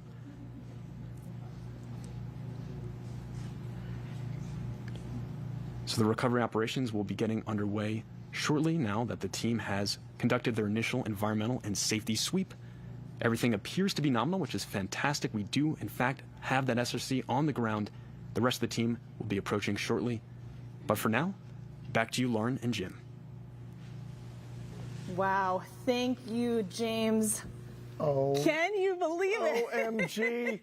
Touchdown for science. What a great day. For the folks at home, this is a huge deal, and they did it. For the first time in history, we brought goodies back home from this kind of object in the history of humanity. So this is big. This is so huge, and we're all breathing a big sigh of relief. Obviously, we're not completely out of the woods here, and we'll be monitoring what's going on and keeping you abreast of everything that's happening. But for now, wow, we made it home. A great job by that Lockheed Martin team saving that craft. Fantastic work. What a spacecraft. We have to name her specially. Yes, absolutely. In that capsule, everything perfect. So while the capsule was making its way to the ground, mission teams Recovery operations, all vent covers are in place. All right, so we're making progress. We're making progress. All right, so while the capsule was making its way to the ground, mission teams in the Colorado control room and the mission ops area here in Utah were, of course, riveted by the live images. These teams have watched and nurtured this mission for more than 7 years of spaceflight, and even longer in terms of construction and design. Gosh, wow, amazing. 11 years since it was selected to fly. What a job, folks. Just fantastic. A lot's happened in 7 years. All right, so let's get an update from where the action started this morning. Sophia, tell us everything. Okay, firstly, I want to say we are so grateful that the capsule is on the ground and in good hands now. Now, from here, from Whig Mountain, I am overlooking the vast landing zone, which, again, is larger than the state of Rhode Island. So, during that time, listening to James's commentary of the capsule coming through our atmosphere, we're all standing on the edge here, looking and scanning through the sky. But just to give you some context again of where I am, I'm about 4,000 feet up, overlooking a vast, ancient seabed. So the mountains that are peppering along the edges over here, they are very muted colors. It's a beautiful pastel out there. And as we're looking over through the sky, it's hard to see because there's alkaline dust from this ancient seabed. And considering that the capsule has landed on the edge of the landing zone, even though I'm as close as I could possibly be, I didn't see anything over here. I will say I'm a little disappointed, but grateful that that capsule is in the most capable hands it can be, and that is the most important thing out here. So while I didn't see with my eyes myself, we saw it on the screen, and it's still a great day. So back to you, Lauren. Wow, thank you, Sophia. And thankfully, we got that great image from the NASA helicopter. Just well done to that team. Thank you for that. So while we're keeping an eye on ongoing operations to prep for the SRC transport, we have a special message from someone who keeps a close eye on the entire manifest of the space agency's travels around the solar system. Hey, everybody, congratulations to the OSIRIS-REx team. You did it. You designed it, you built it, and you carried out the first mission to collect a sample from an asteroid. And after a 2-year journey, it has touched down at the Utah desert. It brought something extraordinary, the largest asteroid sample ever received on Earth. It's going to help scientists investigate planet formation. It's going to improve our understanding of asteroids that could possibly impact the Earth, and it'll deepen our understanding of the origin of our solar system and its formation. This mission proves that NASA does big things, things that inspire us, things that unite us. Recovery operations, we can confirm that the SRC is not breached. Beyond our reach. And the mission continues with incredible science and analysis going to come. But I want to thank you all for everybody that made this OSIRIS-REx mission possible. It wasn't mission impossible. It was the impossible became possible. Thank you all. And just as a reminder, we are keeping those operational milestones going, so you will continue to hear that throughout the broadcast. Thankfully, the SRC was not breached. Fantastic, fantastic news. All right, as anyone who pays just even a little attention to modern spaceflight knows, there has been more activity above the planet in recent years than ever before in human history. There are probes like OSIRIS-REx moving around the solar system, observatories looking out into deep space, and satellites closely examining the health and future of our own planet. There are also human explorers, and we are so fortunate to have 2 of them with us here today. Joining us now are NASA's astronauts Butch Wilmore and Sunny Williams, scheduled to launch on Boeing's crew flight test aboard Starliner to the International Space Station. Butch and Sunny, thank you for joining us today. We are honored to be here. Super exciting day. Congratulations. Absolutely historic. How are you feeling? Pretty amazing. It's like, wow, this is what, dreams and imagination is fueled with. This is just amazing. So, it can go from the movies, but this is reality, and we're doing things that people couldn't even believe could happen. It's amazing. Yeah. And also, we've both landed under capsule, under parachutes. There's not much better feeling when that parachute opens, I'm telling you.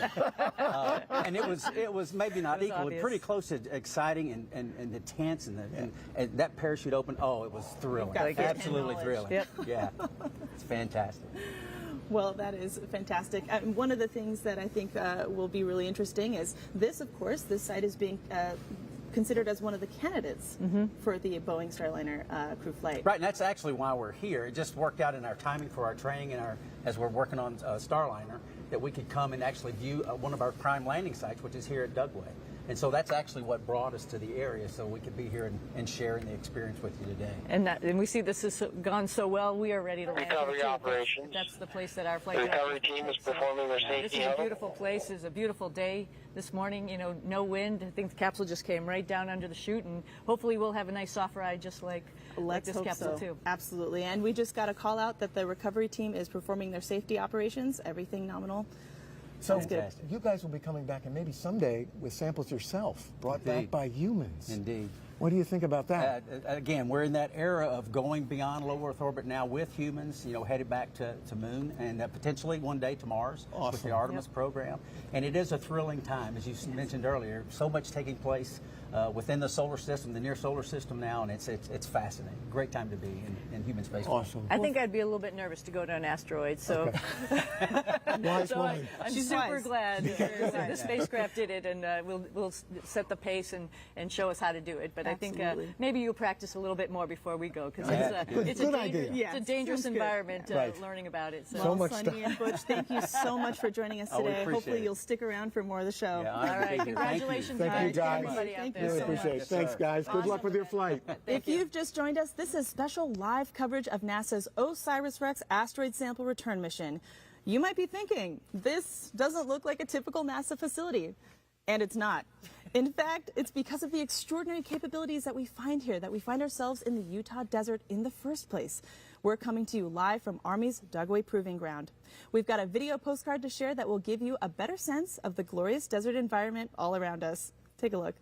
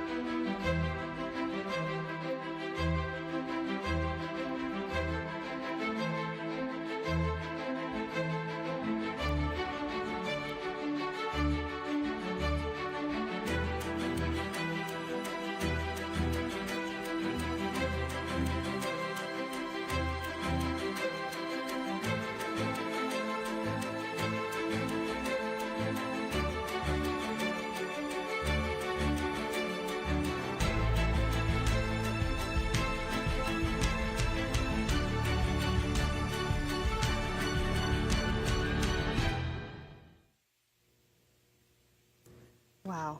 Absolutely gorgeous. The spaces here are vast, rugged, beautiful. I mean, you got to see a little bit from the NASA helicopter, but that was a close-up and personal look. And look at this. We're in this place that almost looks like Mars, but on Earth, as we're recovering a capsule with the pieces of our universe that will tell us about the early time of our solar system that we can't get anywhere else. And there's the crew out there approaching that beautiful capsule that did the joyful ride from that top of the atmosphere down. 13 minutes of roller coaster riding, and they're getting it safe and ready to start bagging her to come over to the clean room here. Wow. And explain, why do we do a land landing, as opposed to an ocean landing? So many of our crews land in the ocean, as you know from Apollo. But for this one, we need to bring it back to a place where we can contain the contamination.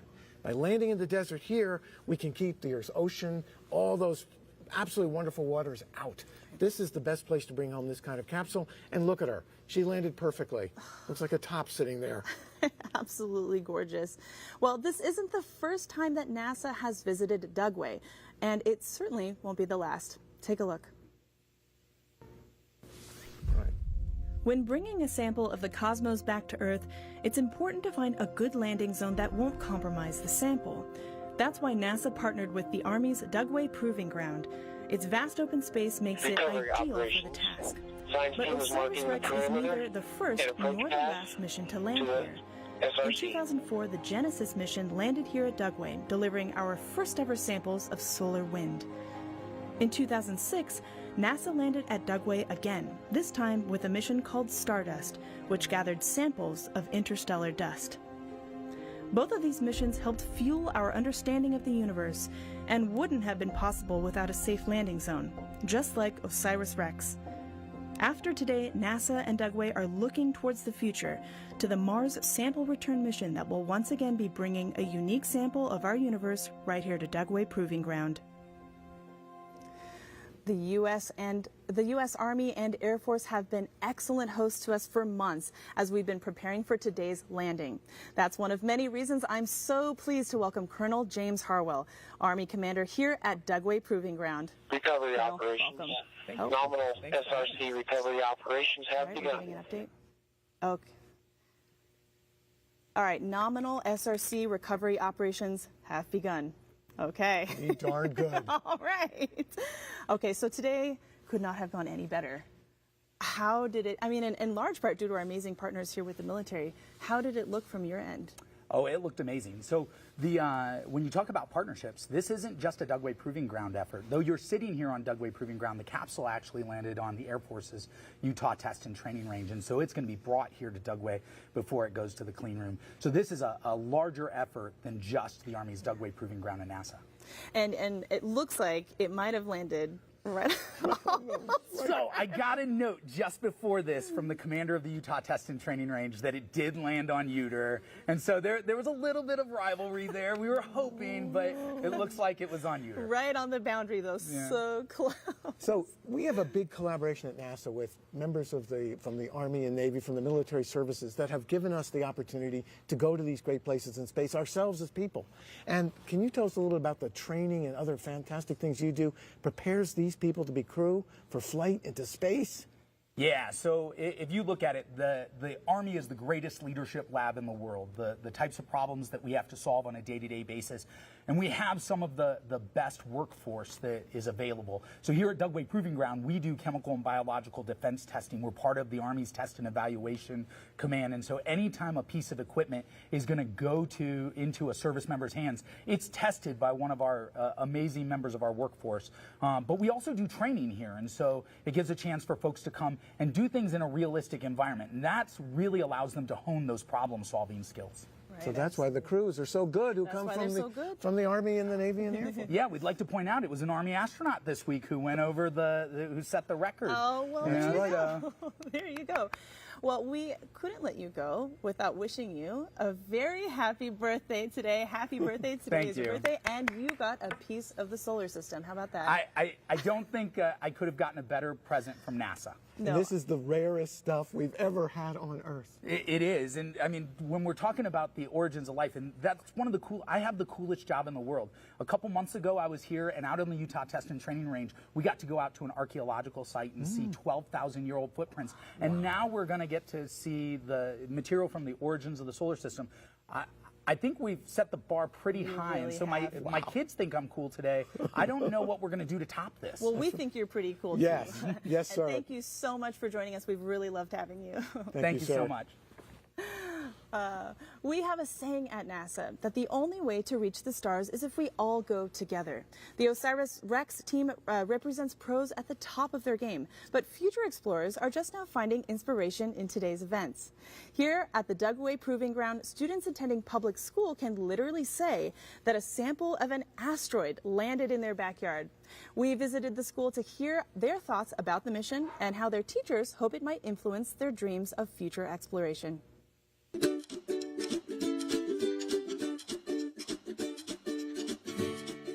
My name is Deborah Rockmore, and I am the librarian here at Dugway Elementary through High School. I love that Dugway is part of this. We have a very strong feeling about Dugway. It's a wonderful base. To have it be a prominent area where this is coming down is really amazing to us. Well, I'm just glad that this little town is getting noticed. It's a big rock that has kind of like holes in it because they've been flying through the sky with fire. Because it goes really fast. Honestly, I find it really cool because you don't really expect this stuff to happen, you know, in your backyard. But I really wish I could see it, but I don't know. I'm going to try my hardest. I became interested in the mission because I have the NASA app and I get daily updates on photos, and one day I saw a photo that had that Dugway, Utah titled on it, and I was like, I live there. You hear about exciting things all over the world, and it's cool to hear about, but you kind of never think that you'll be, I guess, directly or indirectly involved with it. But to know that it's just happening here within eyesight is pretty cool. Let's go OSIRIS-REx. Go OSIRIS-REx. Let's go OSIRIS-REx. Let's go OSIRIS-REx. Let's go OSIRIS-REx.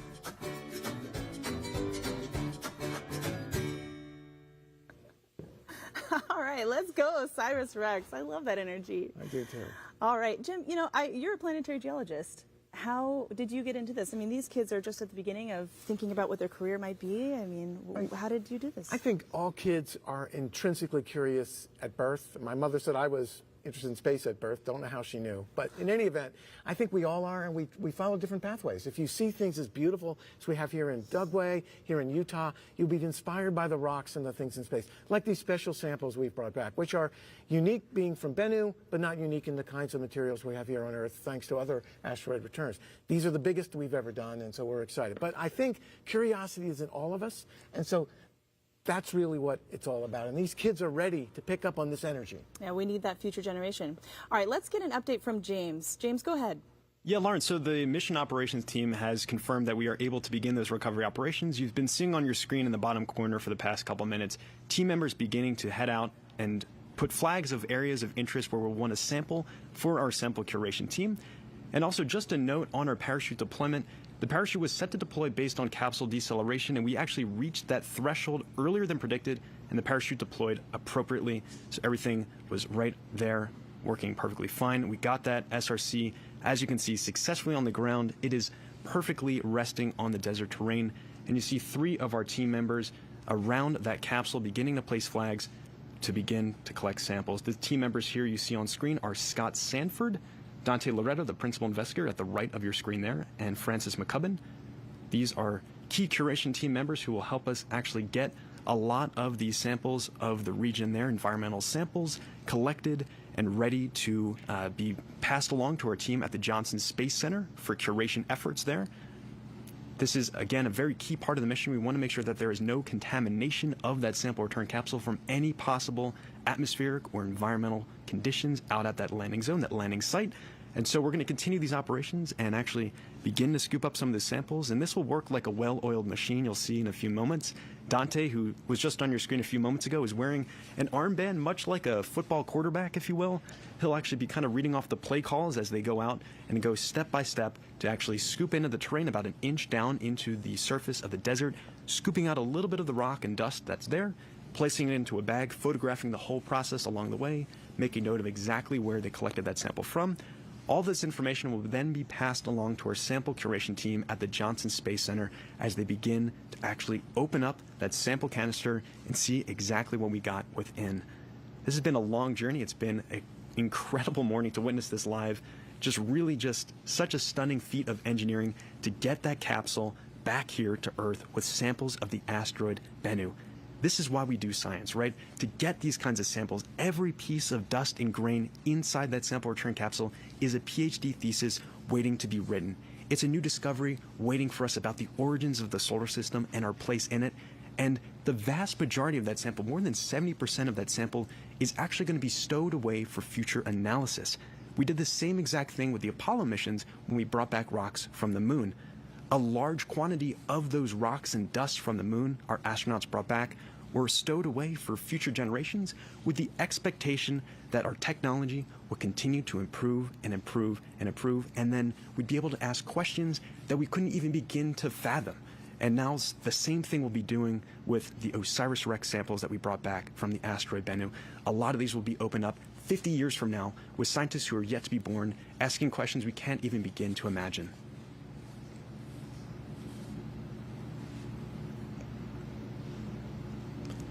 So our team is just huddling off screen now, and our recovery operations will begin. You'll see a number of team members come out here. They'll be carrying with them a carrying fixture. It's a large metal fixture that has been perfectly designed to have our SRC resting within. They'll be bringing out a lot of thermal blanketing that will be used to protect our SRC during its flight back to the clean room here. Again, we want to make sure that that SRC is safe from any kind of possible contamination from the atmosphere. So they're going to do an excellent job of actually wrapping this SRC up and getting it prepared to transport to our portable clean room. That actual operation of getting that SRC bagged and stowed and ready to go on our long line operations for the helicopter will be a rather quick operation. As you see some team members from Lockheed Martin, their role is largely finished for today. They were operating a lot of the flight dynamics of that SRC, getting it to the ground, and now they can really just take a step back and relax, catch their breath after all the chaos of the morning. Very exciting moment for all of them, I'm sure, to actually see their creation sitting on the surface of the Utah Test and Training Range. Just massive, massive sigh of relief. So as I mentioned, that actual recovery of the SRC will be a relatively quick process, but a number of our team members, including Dante Loretta, our principal investigator, might remain out on the site where you see that SRC on your screen now. They're going to continue to collect samples. You can see a number of flags placed around. There's some pink flags placed there. There are 4 placed in front of the SRC where the team believes the SRC is potentially dragged along the surface as it came to a rest on the Utah Test and Training Range desert surface. On the back side of that SRC are 4 additional pink flags, and those are our regions for control sampling. will actually go and sample all of these regions and compare back to areas we believe the SRC did not contact. You can see additionally, it's a little bit hard to make out with the bright color of the desert, but there are a couple white flags present at the SRC. And these are areas of operation for the team to actually be able to walk up to the SRC with the carrying fixture, place it next to the SRC, and actually begin to bag and stow our sample return capsule for transport to the Dugway clean room. So it's been already just an incredible morning. We're now about an hour past landing of the OSIRIS-REx sample return capsule.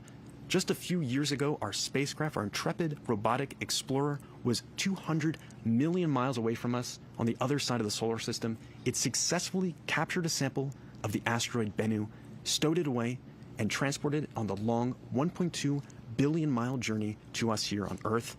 We experienced an incredible entry, descent, and landing as this team that you see on screen here, the Lockheed Martin team, a couple hours before our broadcast started, gave the green light, the go command, to actually release the sample return capsule containing pieces of the asteroid Bennu.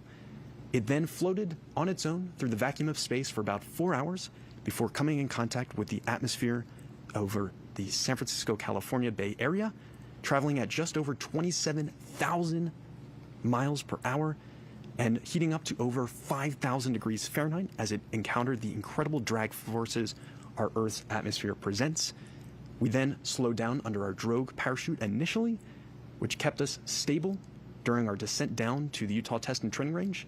And then ultimately, at about 20,000 feet off the deck, we gave the command to deploy our main parachute, that orange creamsicle color parachute that has now actually already been stowed away by our team members here at the Utah Test and Training Range. It's been a really wild journey. Very excited to have our SRC on the ground.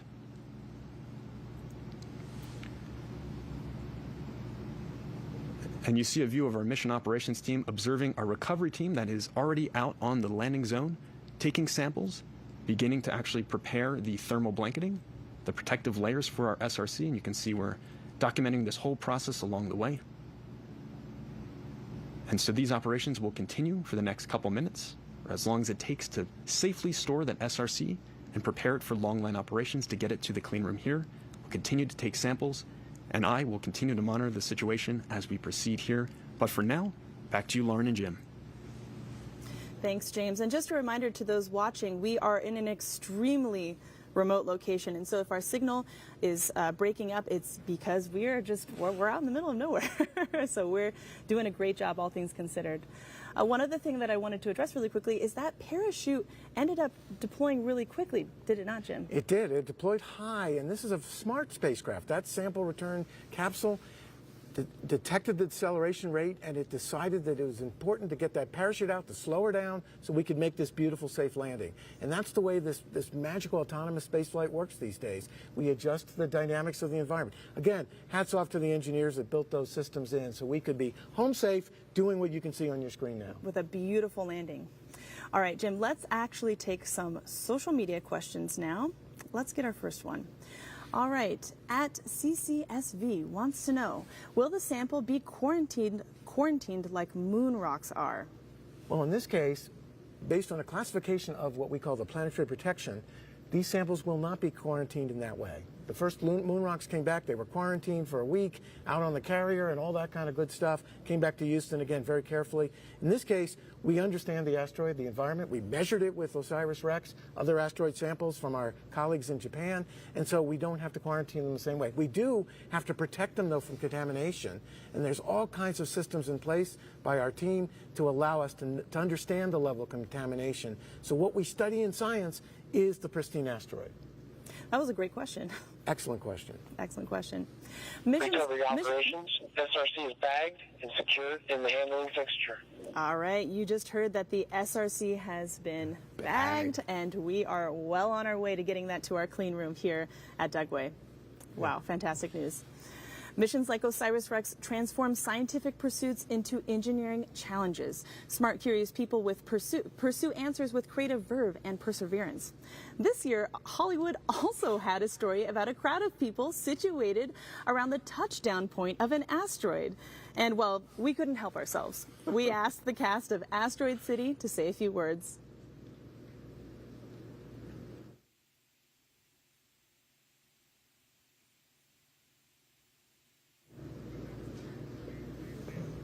All right. Well, it looks like we are having some technical difficulties, but that's okay. We'll definitely get you that video. It's a really fun one. It is. Scarlett Johansson, I mean, A-lister, Yes. Can you imagine? All right. So let's get an update from our field correspondent, Sophia. Sophia, do you have an update for us? Okay, Lauren, turns out the landing site really is just over my shoulder. It is just so hard to see through the alkaline particulate out here on the landing zone. But you know what? This is all in great hands, and we are just very thrilled that the capsule is doing well today. So I'm able to see one of the helicopters just circling over there. But for those of you who have just tuned in, I am on Wig Mountain, which is overlooking the ellipse, which is the vast landing zone. And earlier today, the helicopters, which were shuttling our teams of experts and our scientists, departed from here via helicopter once they found out exactly where the capsule landed, and now they are off on their recovery process and are doing what they do, which has been a carefully rehearsed process. So, Lauren, I'm going to send it back to you. Great. Thank you so much, Sophia. All right. Well, let's get back to that awesome video of Asteroid City. You don't want to miss this. Take a look. Hi, I'm Jason Schwartzman. I'm Jake Ryan. And I'm Scarlett Johansson. Where are you? Asteroid City, Farm Route 6, mile 75. Hey everyone, I'm Jeffrey Wright. Junior stargazers and space cadets. Each year we celebrate Asteroid Day. Hey everyone, I'm Maya Hawke. And I'm Rupert Friend. And we star in Wes Anderson's new movie, Asteroid City. In the movie, families from across the country gather in a fictional American desert town for a junior stargazer convention. I heard there's a real-life reason people will be gathering in the Utah desert this September. The world will never be the same. What is happening there on September 24th? September 24th is going to be a historic day. This is NASA's first asteroid sample return mission and the biggest sample return beyond the moon. Shortly before 9 a.m. local time, the OSIRIS-REx spacecraft carrying precious samples of asteroid Bennu will release the capsule into the atmosphere to lower the samples down to the Utah desert, where scientists are anxiously awaiting the return of these materials. Wow, that sounds like the plot of a science fiction film. It's incredible that a spacecraft can go to an asteroid, grab some pieces of it, and then bring them to Earth. So what will NASA look for within the asteroid sample? These pristine asteroid materials will be studied by scientists from around the world. We're going to be looking at the minerals. We're going to be dissecting the rocks, looking at it mineral grain by mineral grain to learn more about how the solar system formed and evolved. We're also going to be looking for water to try to understand how our Earth's oceans came to be. And then finally, we're going to be looking at organic compounds, including some of the basic chemical building blocks of life, to try to understand whether asteroids like Bennu could have delivered the building blocks to Earth, leading to the origin of life on Earth and potentially elsewhere. With the data we obtained from these materials, we're going to be rewriting the textbooks on solar system formation. Fascinating stuff. But don't fragments of asteroids land on Earth all the time? Why can't we study those pieces instead of a mission to bring this sample to the Earth? Yeah, that's a great question. I mean, in fact, the Earth is constantly being bombarded by fragments of asteroids in the form of meteorites. But one of the big problems with studying meteorites is you don't always know where they came from, and it also can be contaminated. Fair enough. It makes sense that we'd want to study something more pristine. So how will NASA protect the sample once it's on Earth? And can I have some? Oh, I wish we could have some of these samples. I wish I could bring one home with me to put on my dresser at home. But the reality is these samples will only be for educational purposes and scientific research. The samples will be transported to the NASA's Johnson Space Center, where they built a special curation facility just for keeping these samples safe and pristine. This is also incredible. I'm so glad that NASA has teams of people that are searching for the answers to some of the biggest questions, like where did life and water come from? Where did our solar system come from? I can't wait to see what we learn from the asteroid sample OSIRIS-REx is bringing to Earth. Thank you for all that you do. This is also incredible. Thank you so much for all you do. Well, you just said that name. You just said OSIRIS-REx. That was the thing. That was kick-ass. How did you do that? I was like, what is this phrase? I was like, OSIRIS-REx. OSIRIS-REx. Yeah, OSIRIS. It was great. OSIRIS-REx.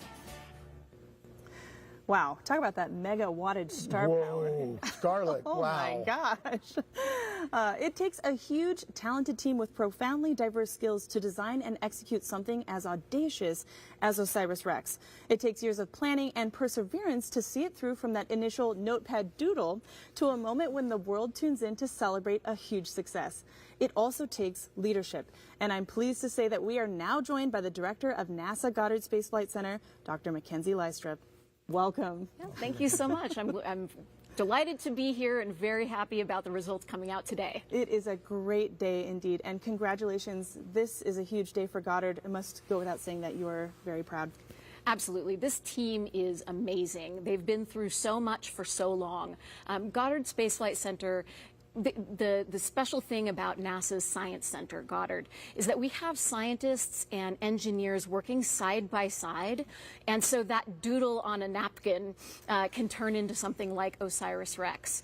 And scientists like Dr. Garvin here, who's joined us, really help us create a vision with other scientists of how you're going to do the engineering that gets you to this moment that we have today. And Mackenzie, we have leadership across all domains on this mission, from system engineering to science to accounting to everything. How did your team in Maryland pull this thing off? Yeah, you know, we have people who have managed multiple parts of missions over the decades. Systems engineering is critical, and it's one of the things that Goddard really brings to the table. And systems engineering means that we take into account everything about the mission, from the science ideas to the launch to orchestrating the landing here on Earth, but making sure that all of the instruments are working together, making sure that the spacecraft successfully interfaces with the instruments and can carry out its job once it was at Bennu. All of that requires really understanding the entire system. So when we say systems engineering, we're really talking about that overarching holistic perspective that our scientists and our engineers bring to the table. But it's true that we have some of the greatest scientists and engineers working on space missions, and they pull it off every time. Awesome. Fantastic. Well, you know, really quickly here, Goddard will be one of the centers that will receive a sample, but who else will receive a sample of the asteroid? Samples are really traveling all around the world. What I think is very exciting about this mission is that we're saving about 75%. And we're not sending that out yet. We're keeping that in storage for future generations to be able to use more advanced methods and instruments to be able to analyze. So about 25% of that material is going to be headed to scientific organizations all around the globe. Fantastic. Unbelievable. Well, thank you so much for joining us this morning. Yeah, thank you. Thank you so much. Congratulations. Yes. There's a big team of scientists, engineers, and so many others here in Utah working to make OREX a success. It should go without saying, everyone here is mission critical, from bus drivers to planetary geologists, helicopter pilots to logistics experts. With all of the natural excitement about the mission itself, let's stop for a few minutes and highlight those in OSIRIS-REx who made it live and breathe. Take a look.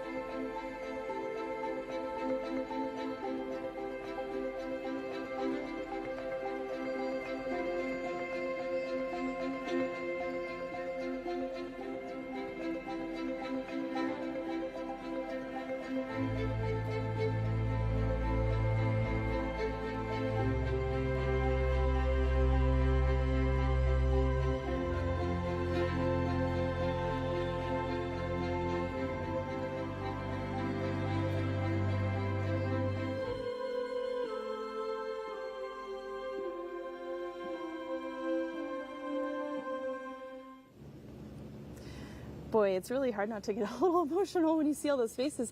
These are a lot of the people that we've been seeing over the last few days, and they're getting their time in the sun. All right, let's throw it over to James for an operational update. Take it away, James. Yeah, thanks, Lauren. So while we've been kind of waiting for the past couple of minutes here, the team has actually successfully bagged and prepared the sample return capsule for the long line operations. You can see on your screen right now, the SRC is bagged within thermal blanketing, and that metal thing you see on the bottom is the carrying fixture. This will then be actually loaded up into cargo netting and prepared for long line operations. One of our helicopters will take flight, carrying the SRC dangling beneath it. The SRC is going to be stabilized with that cargo netting. There is a gimbal that will keep it stable as we begin the flight to the clean room with our precious cargo on board. You'll notice a couple of tape markers on that SRC as well, the thermal blanketing there. Those are pieces of Kapton tape marking exactly where vents are on that SRC for team members here at the clean room, who will once again do gas and thermal readings once it arrives at the clean room. Just once again making sure team members are safe and secure as we begin to continue those recovery operations, getting the SRC into the clean room. And this is one of the last phases of the process of getting our SRC back and then opening it up, finally seeing that sample canister within and preparing that for shipment tomorrow on a C-17 cargo plane to the Johnson Space Center's sample curation facility. And this was a very quick process. I mean, if you're keeping time at home, this was only maybe about 20 minutes that they took to get out there once they arrived and wrap everything up really quickly once they were given the official confirmation to approach, get everything stored, prepared for those long line operations. This really has become second nature for these team members. They really are able to bag and prepare this SRC. And you'll see still quite a few flags around that area there. Once this SRC is flown away from the region, the landing zone, team members from the curation team will remain on site and continue to take samples of that surrounding area. They also have set up off screen here, you can't see it, but there is a air reading that they're going to be taking actual air samples of the area, atmospheric samples. All of this will be cross-correlated with samples that we actually get back from the asteroid Bennu to make sure that nothing from Earth here at the LZ or beyond got into that sample return capsule. And you can see some of those team members who are going to be taking those samples once again approaching the location. Dante Loretta is front and center with them. He has that armband on, and on his left arm you can see it there as he's carrying his bucket that has all of his tools that he needs to begin collecting these samples. It's a very tight procedure that they have to go through to make sure that they are properly taking these samples. You can see they are photographing the area first, documenting exactly where they are collecting the sample from. They then have a small metal scooper that they'll use to actually dig into the desert surface. It's a bit of a soft surface out there today. As I mentioned, we did have some rain that softened it up, so it should be easy to dig in there, grab a bit of sample, and then they will bag that sample, seal it up, and then send that off to the sample curation team at the Johnson Space Center. Admiring the region as well. It's a beautiful, clear morning there today.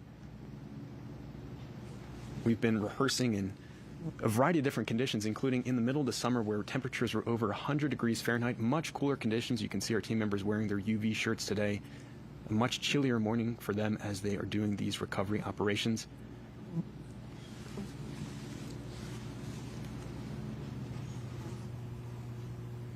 And this process does take some time as they go through and collect these samples.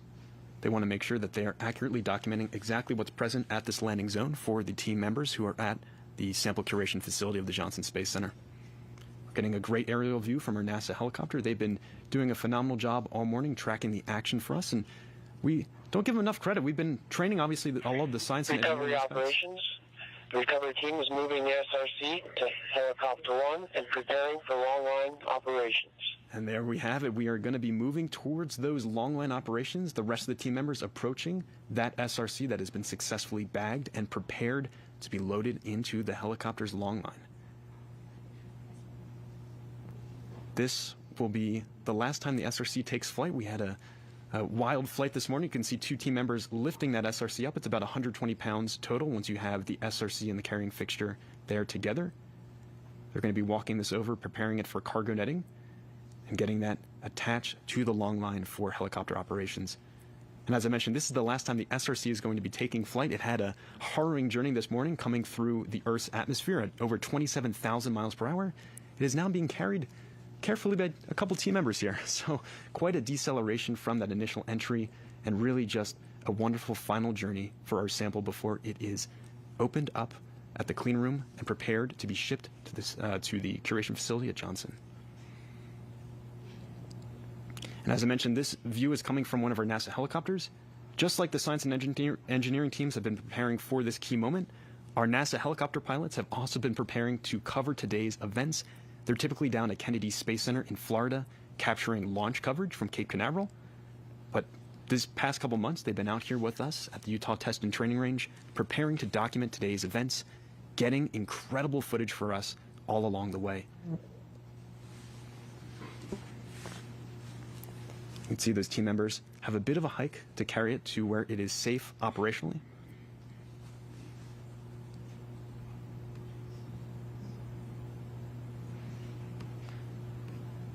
And you can see we have the cargo netting already laid out there. Our representative from Dugway, Jasmine Nakayama, is prepared with that cargo netting. She's going to help the team here get that SRC that has already been successfully bagged up with thermal wrapping into that cargo netting, and you can see the helicopter already there staged and ready to lift off. The helicopter pilot has actually removed one of the doors on that helicopter so he can lean out and look down as he carefully lifts the SRC off the terrain. We want to make sure that this is a careful, slow process as we safely transport this SRC to the Dugway clean room. And you can see Jasmine is picking up pieces of the cargo netting and beginning to wrap the SRC that has been placed already on the carrying fixture with the thermal blanketing. Team members observing their handiwork of getting that carefully wrapped up. We'll then actually unwrap all of that thermal blanketing once we actually get it into the clean room here. Recovery operations, SRC is in the cargo net, and all the gear has been stowed in the helicopter. Great news, everything sounds nominal for helicopter operations, and in just a few moments we should have liftoff of that SRC aboard the helicopter with that long line attached. Team members clearing the area to make sure that we can safely take off with our helicopter. These helicopter pilots have also been training in tandem with all the team members the past couple months leading up to this key moment. We've practiced these long line operations, we've practiced the flight back to the Dugway clean room, but obviously nothing compares to the real deal. I'm sure they are feeling the excitement, they are feeling the nerves as they know how precious their cargo is this morning that they're transporting to the Dugway clean room. See, Jasmine is donning a helmet, and the rotors are kicking on for our helicopter. Kicking off some dust as they get up to speed there. It is a dusty morning out on the desert.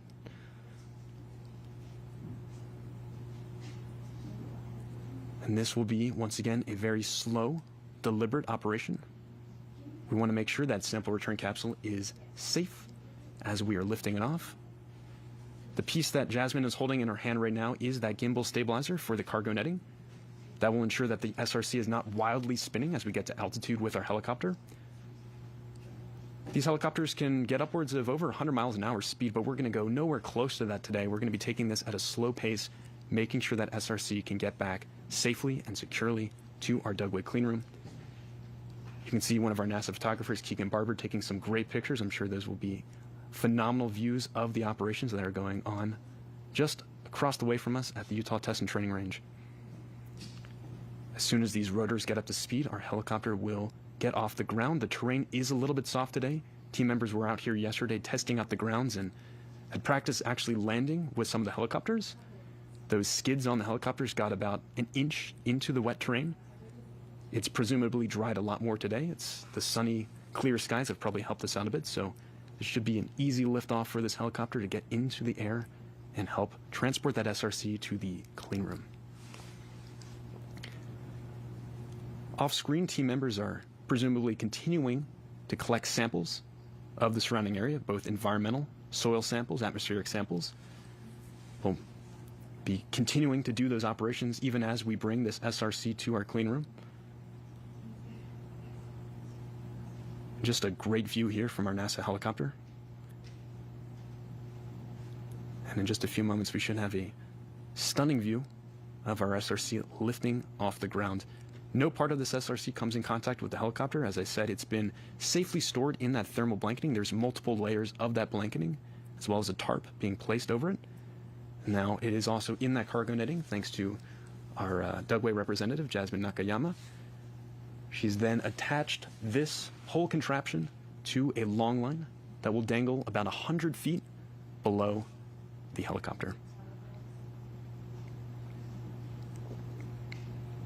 And I can see a lot of dust kicking up now. The engine's really revving up on that helicopter, and it is off the desert terrain in the air with the SRC in tow.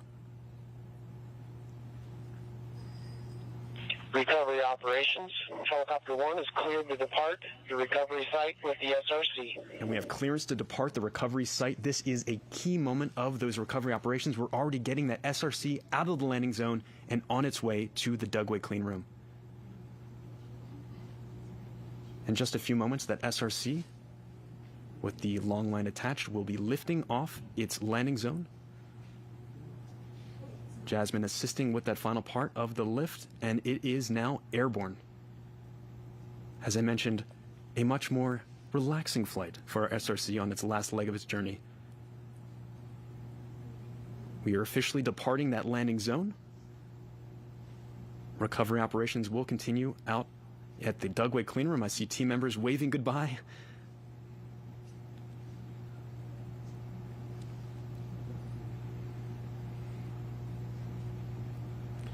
And look at that view. This is a stunning view of our helicopter. This is a long journey ahead. As I mentioned, probably about 20 minutes of total flight time. We may lose signal as we head out there a bit, but for now we have a stunning view of our helicopter carrying the SRC below. And you can see that stabilizer is helping to keep that SRC nice and stable below. We'll continue to track this transport to the clean room, but for now, back to you, Lauren and Jim. Wow, check out that epic shot. Check it out. What a ride. Wow. All right. Thanks, James. The science community has serious questions about asteroids like Bennu for a long time. What are they made of? Do they hold any clues about the origins of life on Earth or elsewhere? And what can they tell us about our past and potentially our future? It's all about chemistry, Lauren. It absolutely is. Well, fortunately, Jim, we are joined by somebody who specializes in the kind of chemistry that you'd be hard-pressed to find outside of NASA. Jason Dworkin is the OSIRIS-REx project scientist. Welcome. Welcome, Jason. Thanks for coming. And congratulations. What a historic day. Oh, it's You just must be so relieved. fantastic, yes. Relieved, invigorated, excited, and As we so all much are. work ahead of us. Right. Indeed, indeed. Fun work. Fun oh, work. no, epic work. Epic work. You must be so excited to dig into the sample yourself. But what makes this sample? You know, we've continued to say this is such an important sample from an asteroid. Why is it scientifically significant? So Bennu is an ancient piece of the early solar system, a leftover component. It's a fragment of what happens when you make planets, and this fragment of rock it contains the ingredients that happen when you make planets, that happens when you make life. Right. So by studying a sample from the leftovers of space, we can study a sample from the leftovers of the formation of the Earth. Look at the chemistry in detail as you can only do on the ground using instruments that are sometimes bigger than a launch pad, let alone the rock and the spacecraft. So we can interrogate the compounds, the minerals in fine detail to understand how they interact with each other and how they could have led to the history of the solar system. And that's forensic science at its best. But I have a question, Jason, because you're an expert in this. So we're going to save some of this sample so that future generations, future techniques, future people not even born can learn from it in the future as we try to look at our place in space. Absolutely. That's one of the parts I find the most exciting and gratifying, is that the work we do here will be available for scientists perhaps watching now, perhaps not yet born. They can make choices and come up with their own hypotheses, their own ideas, their own new techniques to look at the sample in new and exciting ways, just as we have for the Apollo samples. A woman in my laboratory studied Apollo 16 and 17 samples that were collected before she was born, using techniques that were not invented in the 1970s to then answer questions that were thought of but couldn't be answered. That's and so incredible. Since you mentioned forensics, we also have equipped future generations with the information to follow the chain of evidence from the construction of the spacecraft all the way to the collection now and then the distribution. Awesome, Jason. Wow, that is so cool. Thank you. Well, thank you so much for joining us. Pleasure. Thank you. Thanks, Jason. Good luck. Careful handling of this asteroid sample is all about getting the most out of the huge effort to visit the object in the first place. Mission planners considered many destinations but settled on Bennu. Let's learn more about why. OSIRIS-REx was designed to retrieve a sample from asteroid Bennu and return it to Earth. So, of the more than 1 million known asteroids in our solar system, why Bennu? First, as a near-Earth asteroid, Bennu is easy to reach. It takes about 14 months to orbit the Sun and comes close to Earth once every 6 years. To get there, OSIRIS-REx was launched in 2016 on an Atlas V rocket with a single booster and a Centaur upper stage. It also got a big assist from Earth's gravity in 2017, allowing it to match Bennu's orbital tilt. The second reason that Bennu was chosen was its size and spin rate. Bennu measures about half a kilometer in diameter and rotates on its axis once every 4.3 hours, which is actually pretty slow compared to many smaller asteroids. This allowed OSIRIS-REx to map Bennu's surface up close, and to match its velocity, briefly touch down, and collect a sample. Before OSIRIS-REx arrived, scientists thought that Bennu's slow rotation meant a low risk of flinging away most of its sampleable material. But shortly after arrival, Bennu was caught on camera ejecting hundreds of pebbles. It turns out that Bennu regularly sheds small particles, but it still had plenty of loose material left on its surface for sample collection. The third reason for choosing Bennu was its composition. We don't know what ingredients were present during the formation of life on Earth, but primitive asteroids like Bennu serve as time capsules, preserving material from the dawn of the solar system. Spectrometers on OSIRIS-REx confirm that Bennu is rich in carbon-based molecules, including organics that are the stuff of life. When the Bennu sample is analyzed, it will help scientists to better understand the formation of the solar system and our own origins. So why this particular asteroid? Proximity to Earth, the right size and spin, and a carbon-rich composition. That is why we chose Bennu.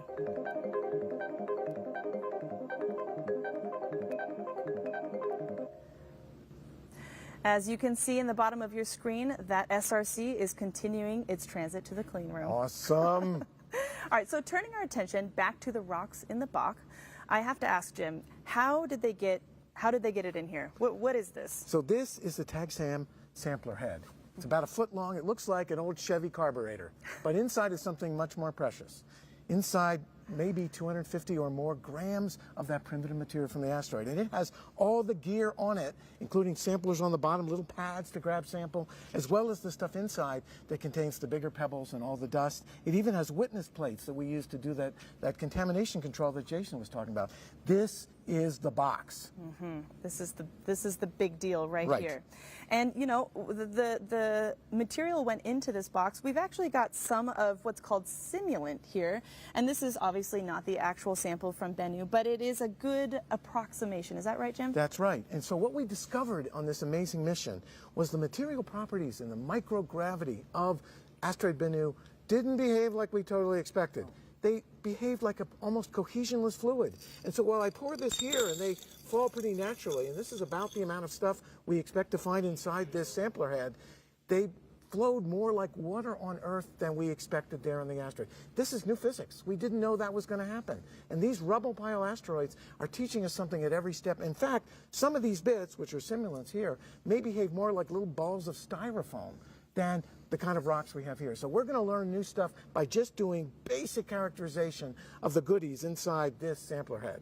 And one thing I think is so cool is that, you know, on Earth it poured directly into this other beaker here, but as you said, it acted almost more like fluid. Exactly. We actually, when we took this sampler head on the TAGSAM, we pushed it into the asteroid, gave it a poke, let loose the gas and let the stuff flow. We actually penetrated 50 centimeters. That's more than almost 2 feet. So we went deep into the asteroid, fired our thrusters, and backed away with the sample intact in this sampler head. That was cool. We didn't expect that. We expected contact, 5 seconds later, grab the good stuff and come home. Right. So dynamic interactions, learning about how these objects work. As you heard from Lori Glaze, this is how we get to understand the worlds that we need for planetary security. And I've even heard this described as a ball pit. That's how loose the material was when they approached Bennu. Exactly. If we had kept going, and we didn't have that smart spacecraft, all that great engineering, we could have engulfed ourselves in this rubble pile of stuff. Not good. But no crap happened, and we're on the way home, and we have a sample that's coming here to the clean room right here a mile away. All right, fantastic. Well, now that the team is bringing the SRC back to the clean room here in Utah, what can we expect? So the next step is really important. We'll wheel that special apparatus that's carrying sample return canister with this thing inside it right to the clean room, bring it in, take off the elements of the aeroshell, that's the thermal protection system in the back shell. We'll take those off and set up the plumbing to get the nitrogen purge on this particular sampler head. That's critical. All right, that's next. All right, let's get an update from our gal in the field. Take it away, Sophia. All right, let's put these puppies down. Lauren, things are much quieter over here now. But for those of you who are just tuning in, this is where the helicopters departed that were carrying our teams of experts that are now having been through a large part of the recovery process today.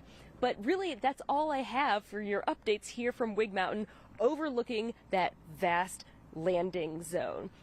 But if you do see, we are miles away from the live broadcast hangar, and it took me 30 minutes to get that 12.5 miles, and that gives you an idea of how long it takes to traverse this tough terrain, which is also why the recovery teams chose to use helicopters to get that capsule safely to the clean room. I luckily had a chance to talk to the pilots of those helicopters just the other day, so let's take a look. The OSIRIS-REx sample return capsule just endured a lengthy 3.8 billion mile journey.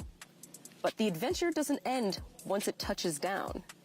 The landing zone itself is so large and the terrain so difficult to navigate that the recovery team delivers the capsule to the clean room by helicopter. Joe's going to be the man hauling the capsule out on the long line. And then Ryan McDonald is another member, and he will be hauling scientists along with myself, the rest of the capture team.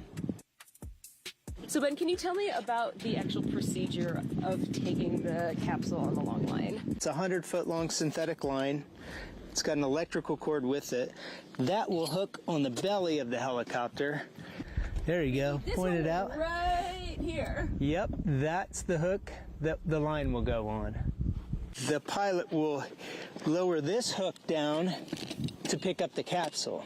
They'll fly it back to the clean room, lower it down, and when he lowers it down, he'll hit a little button on his collective. It'll release that hook, and he'll fly away with the long line. This is not a normal ride. Can you show us how you fly this for this particular mission? Yeah, so in this helicopter, when we're doing vertical reference, that's what you call it when you have a line on.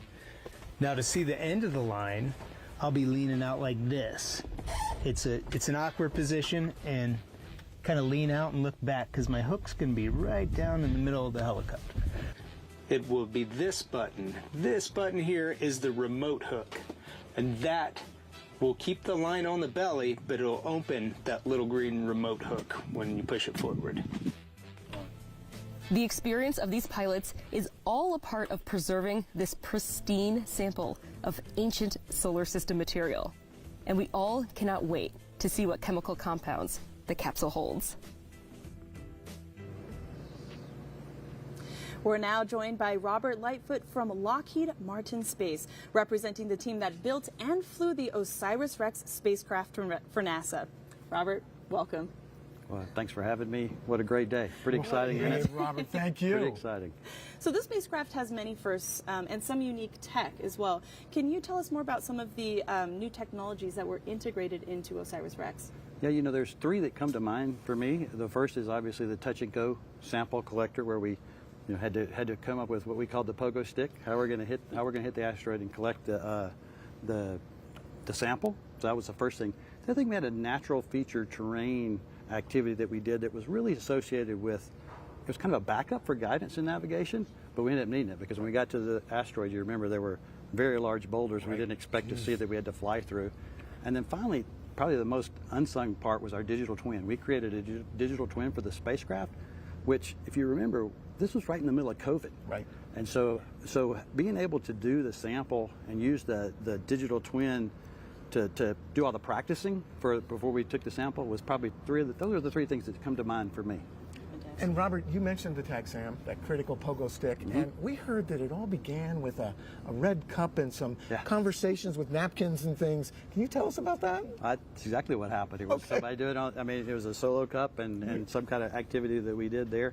And really think about some of the most famous missions NASA has done. That's what we've done in the past. Is we've used somebody sketched it out on a napkin and the engineers turn it into reality, and then the scientists get their reward. To use it. Thank you, Robert. What a great story. What a fantastic story. Well, thank you so much for joining us, Robert, and congratulations again. Thanks. Really proud of the team, Lockheed Martin team, and everybody for doing fantastic it. Y'all work. take care. Great job. We're keeping our eyes on ground operations as teams work to secure the SRC, take measurements at the landing site, and get everything ready for its transit to a specially prepared clean room a few miles away. Today's landing is a big day, but to tell you the truth, NASA is starry-eyed about asteroids, and for good reason. Asteroids are time capsules for the solar system and are vital research destinations for learning about our origins and perhaps our futures. While today's events focus on returning bits of the asteroid Bennu, that's not the only asteroid in NASA's plans. Let's take a look at a glittering list of other places we're en route to visit. 1 year ago, on September 26, 2022, NASA's DART mission navigated to the small asteroid Dimorphos and deliberately crashed into it. Dimorphos is a tiny moon orbiting the asteroid Didymos, which is just a bit larger than Bennu and composed of stony material. The DART impact shortened Dimorphos's orbital period by 33 minutes, making it the first full-scale demonstration of asteroid deflection technology. This summer, while the Bennu samples were approaching Earth, technicians in Titusville, Florida were preparing the Psyche spacecraft to visit an asteroid of a different type. Psyche is named after its massive target, 16 Psyche, which is about 400 times larger than Bennu and more than 3 times as dense. The Psyche spacecraft will visit an asteroid that may consist of a significant amount of nickel-iron metal mixed with rock. It will remotely study 16 Psyche's elemental composition, topography, and gravitational and magnetic fields. The mission will provide insights into the formation of terrestrial planets like Earth. Psyche's launch window opens on October 5th. November may be sweater weather for folks in the Northern Hemisphere, but for the Lucy mission, things will just be heating up. On November 1st, Lucy will train its cameras on the main belt asteroid Dinkinesh.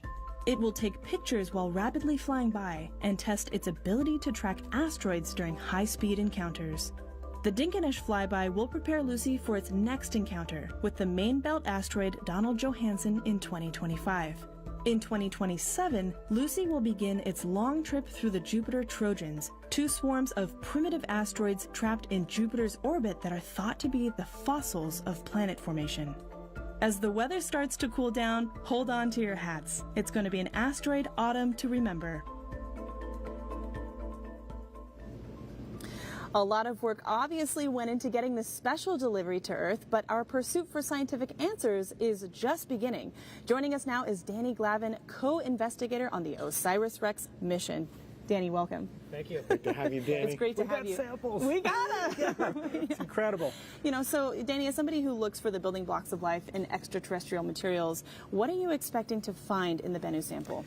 Yeah, so I mean, we're definitely looking for the building blocks of life, and we've been studying meteorites that we think look like Bennu. And so I'd fully expect to find amino acids, the building blocks of proteins, sugars, and energy source for life.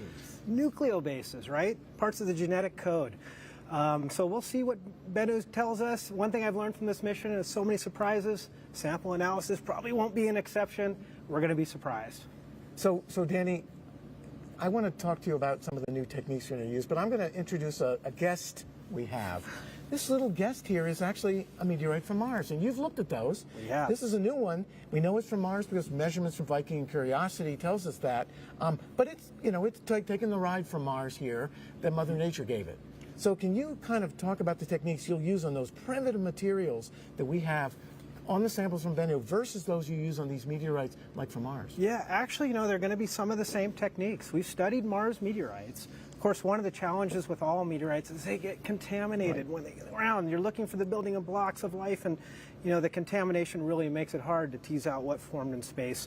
That's why this is so special, these Bennu samples. Pristine materials, right? We're going to be able to trust the organic results from these samples. I just can't tell you how excited I am. Well, so our Martian gives us the training to know that, to be ready for what you have on Bennu, and to get ready for Mars sample return when we conduct that. Absolutely. I mean, we've been practicing on meteorites to get ready for Bennu, and we are ready. They're ready. We're ready. Let's go. Let's go. And how exciting, a piece of Mars. Touching Mars? Oh my gosh. You'll be touching Bennu. Well, not with my fingers. That's right. Recovery operations. Helicopter 1 is approaching the clean room facility with the SRC. All right, so you just heard we are approaching the clean room facility. Let's toss to James for an update. Take it away. Yeah, Lauren, this is the final leg of the journey of the SRC. It has been loaded on the helicopter a few minutes ago with a long line to get those operations to bring it back to the Dugway clean room. And in just a few moments, we'll have a nice view from just outside us here as it comes back over. And I can see actually right now we have a view of that helicopter with the SRC attached below coming into view over the Dugway clean room. You can see this wonderful final view. And because we were able to transport it this way, this was determined the most efficient way to actually get this SRC to the clean room. It gives us a phenomenal final view here of that last flight. Truly a parade for this sample return here. And just a stunning view of the Utah Test and Training Range, surrounding mountains. And there's that SRC beneath the helicopter with the long line. There's about 100 foot of that long line there. You heard from one of our helicopter pilots earlier that they do this very carefully. They hang out the window of that plane, or the helicopter rather, to determine the safety of that SRC, making sure that they are continuing to travel properly with this SRC to the clean room. And as we speak, team members are staged and waiting just outside that clean room, ready to get that SRC back on the ground once more. There are team members already in the clean room, gowned up. They've been waiting there all morning. They know what they need to do for this next step to get that SRC in. It's going to actually be wheeled into the clean room. They're going to go through a brief operation of cleaning off a little bit of the thermal blanketing, taking all of that off, and then wheeling the SRC and placing it into that room. They're going to remove the heat shield and the back shell of the SRC and actually get the sample canister out. And you just heard from Jim a few moments ago, the most important next step here is getting that sample canister on a nitrogen purge. And we'll remind you again, that is to keep the sample within pristine, uncontaminated from the atmospheric particles that surround us, getting that sample nice and on that nitrogen purge. Just a great view. You can see it hanging beneath our helicopter there, not spinning at all because of that gimbal that is keeping it stable. Low winds today. And that SRC is bagged in thermal blanketing inside that cargo netting. And in just a few moments, it's going to be lowered down to team members outside the clean room. The first team members to actually approach this SRC once it lands will be wearing personal protective equipment and gas masks once again. They're going to do another safety assessment of that SRC, approaching with those PPE to take gas measurements to make sure that the batteries did not heat up and outgas at all during this short flight. And then once they give the green light, there will be a brief team huddle. And then the next step of the recovery operations will continue.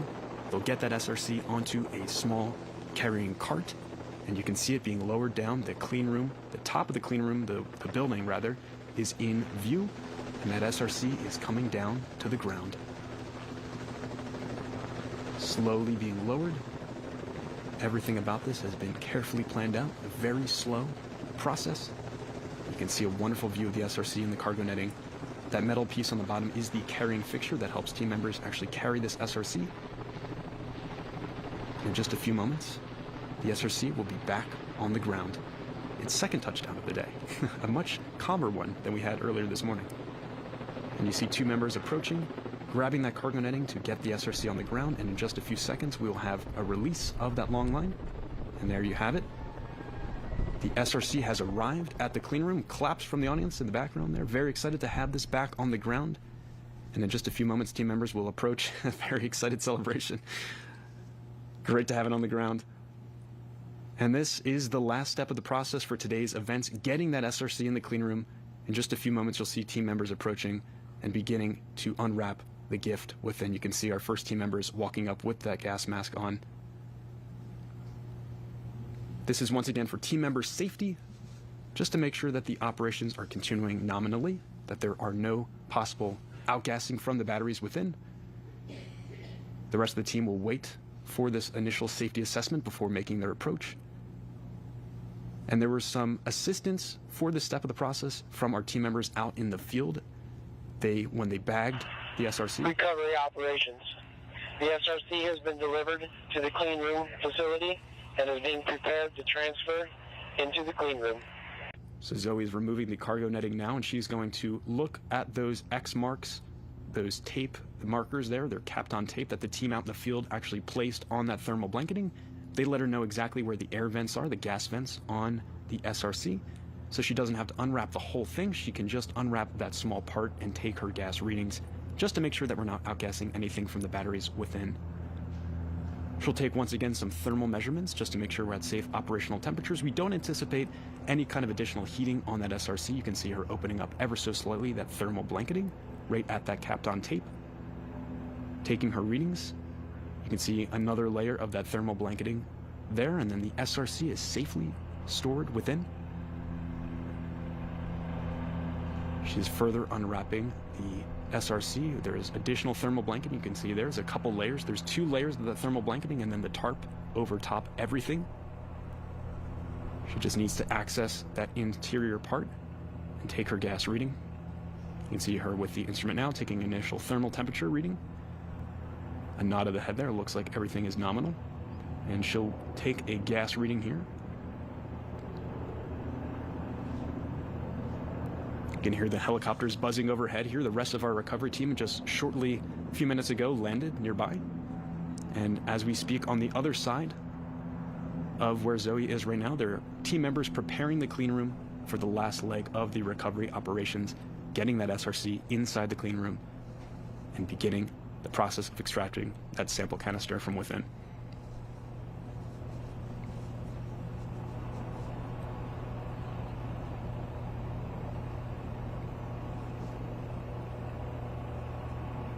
Zoe continues to assess the situation here for safety. She is beckoning for her team to come over. It seems like it is safe for the recovery operations to continue, and 2 more team members will be joining her to assist with this next step of the operation.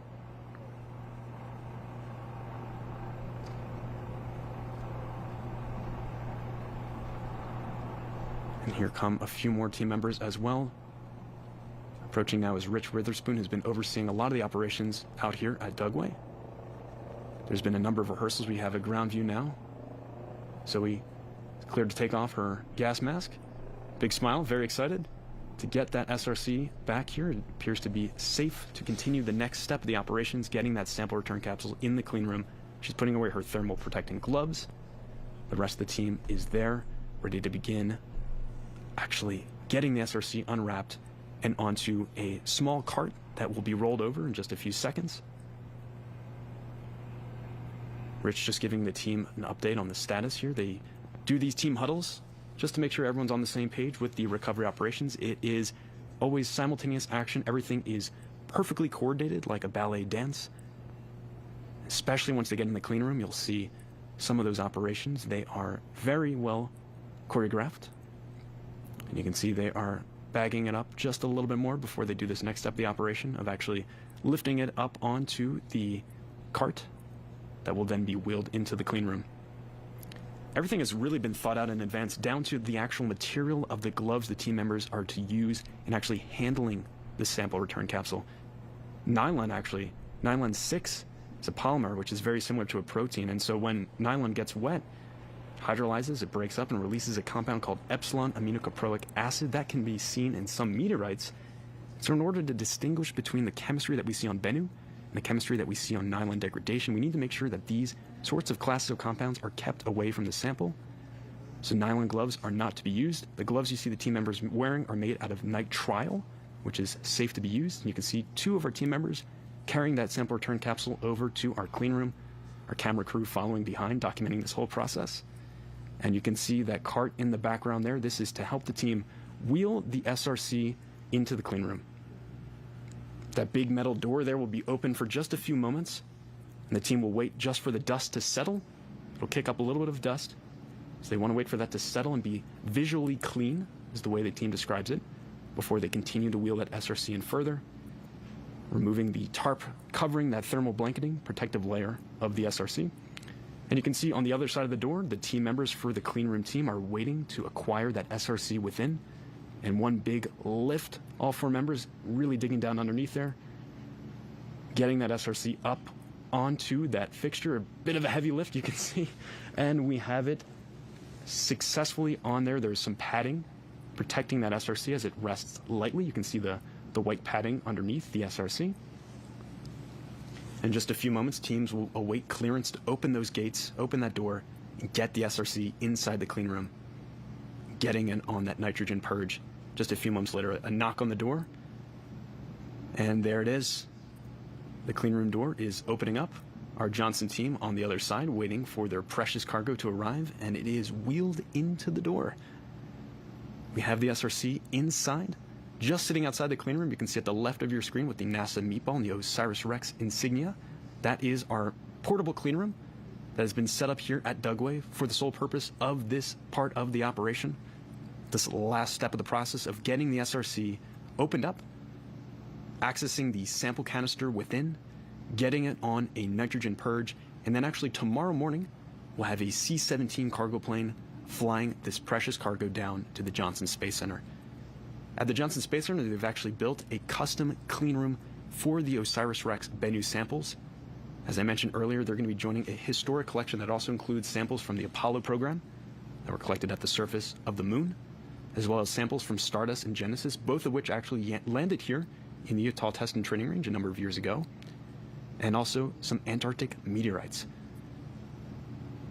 We will not actually be opening up this sample canister today, so that we'll actually have to wait just a few days, so the team will have to be patient still as they wait for the official opening of the sample canister. But what you're seeing now, a bunch of team members will lift up the SRC for our curation team to reach underneath, scrape off any kind of dirt, and place it back on to our carrying fixture here. All of these samples will then be looked at as well. Any kind of environmental samples that potentially came in contact with our SRC are of interest to the Johnson team, so all of that will be documented for later as the team continues to shed the thermal blanketing layers that were protecting our SRC on its journey. On the long line, you can see a couple team members looking through the windows of the clean room, waiting for their part of the process to kick off as they get the SRC wheeled in. We get a nice close-up view of the SRC here. You can really see how charred it is from that entry into Earth's atmosphere. That is the back shield that you're seeing of the SRC, and the top part there has been sealed off. That is actually where the parachute was deployed from. See, there's that yellowish orange seal that was placed on top there where the parachute disconnected from the SRC. A brief team huddle here as they walk through the next step of the operation, making sure everyone is on the same page here as they will lift up the SRC ever so slightly, and the team has these brush tools. You can see one of our curators carrying one in her right hand there. They'll lift up the SRC, and she's going to scrape off any dirt from the Utah desert that was on the bottom. That will actually then be certainly of interest to the curation team as they begin to analyze the sample we got back. You can see they're giving it a little brush. Very charred surface of that SRC. That metallic portion below is the heat shield, which protected our sample on its journey through Earth's atmosphere to the Utah Test and Training Range. And you'll see a lift of that SRC for team members to access underneath, checking for any dirt. It doesn't look like we really had any develop. And this is actually great because what happened was, since the soil was so damp today, we had a little bit of moisture. It was actually a much softer landing, so not as much dust really caked on that SRC. It landed perfectly on the surface of the Utah desert. They're going to place this back down again. Seems like their operations are going perfectly according to plan here. They'll do another lift on the other side just so they can access where the team members were previously holding. And then if all looks good, they will clear this to be wheeled into the clean room.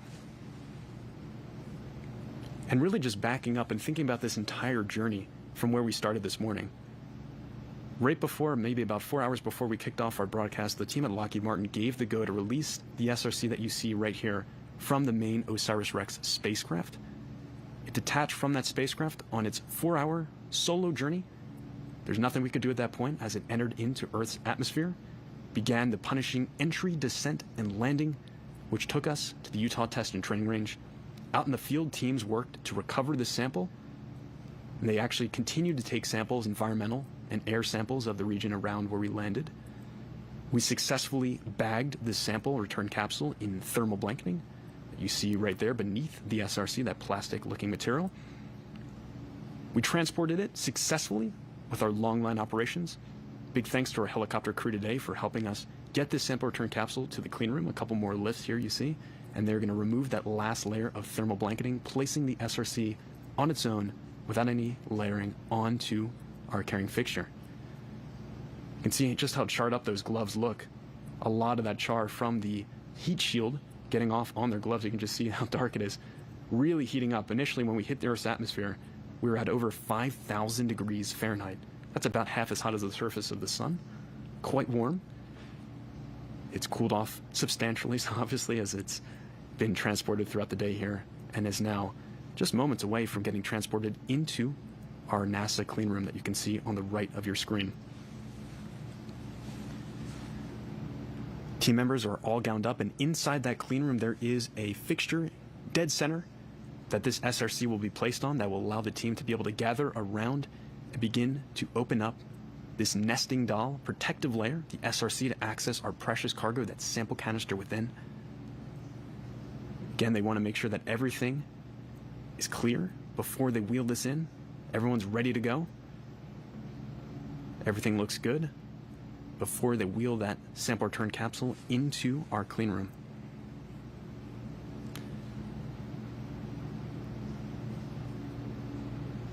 Just truly an incredible day, and the science that's within these samples is truly hard to fathom right now, just how influential this science is going to be. Keep in mind, these samples are from the origins of the solar system, billions of years ago. They hold the clues to how everything around us came to be.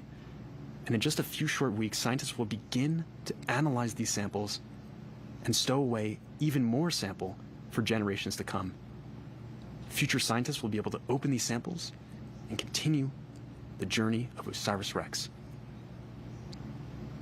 As we speak, this incredible mission still has not come to an end. Our spacecraft, our intrepid robotic explorer OSIRIS-REx, is now dubbed OSIRIS-APEX, heading to the asteroid Apophis in the year 2029. Obviously, we do not have that sample return capsule or the sample tag SAM, which actually helped us collect that air filter looking thing that helped us collect these samples at the surface of Bennu. That is no longer attached because it's sitting right here in our clean room. But the mission will continue. The team will map the asteroid Apophis in great detail, similar to what we did with Bennu, descending down to the surface, firing its thrusters, kicking up a sample. And as we speak, the sample that it got from Bennu back in 2020 is just moments away from being wheeled into the clean room. The team doing one more sweep, cleaning off those wheels that came in contact with the pavement outside, just before getting this SRC wheeled over into the clean room. Just truly an incredible journey of this mission.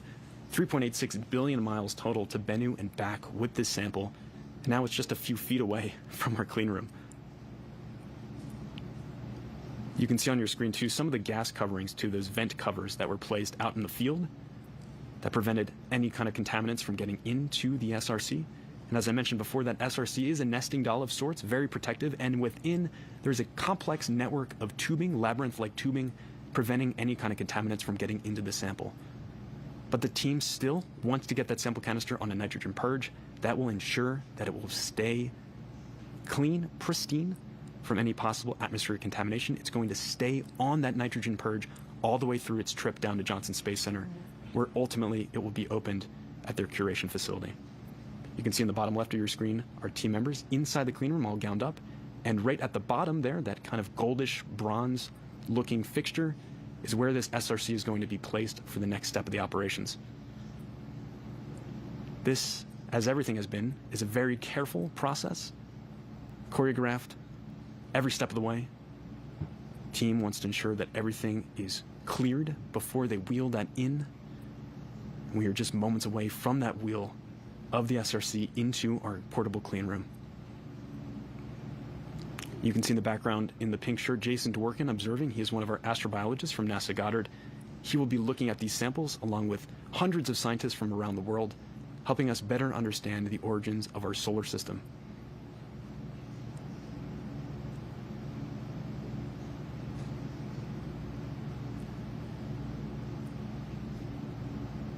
The anticipation builds for this final moment.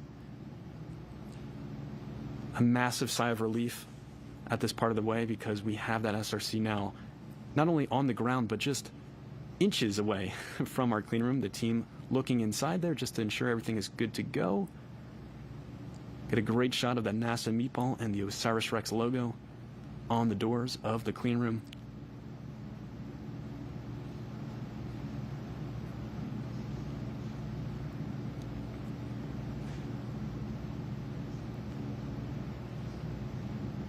The operations at Johnson Space Center, once this sample canister is transported there, will be truly a sight to behold as well. In just a few days, we're actually going to get our first science results from the sample within. And as I mentioned, they built a custom clean room at the Johnson Space Center for this very purpose.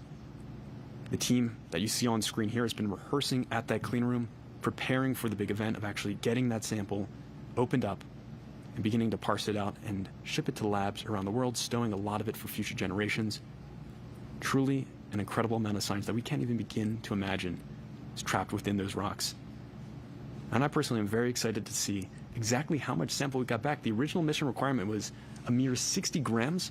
We had an explosive tag event at Asteroid Bennu back in 2020, excavating over 6 tons of material when we contacted the surface and stowed potentially 250 grams of sample within that TAG-SAM device, that air filter that Jim was just showing a few moments ago.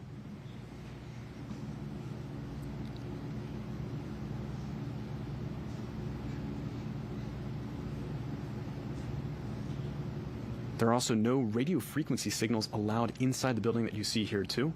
The building is on ordnance protocol. They want to make sure that everyone is safe here, that there could still be active ordinances from the parachute deployment with the OSIRIS-REx spacecraft. We had a mortar fire to release that parachute, that orange parachute that took us the last stage of our journey to the surface of the Utah Test and Training Range. Crew members pacing around inside that clean room, waiting to get that SRC inside.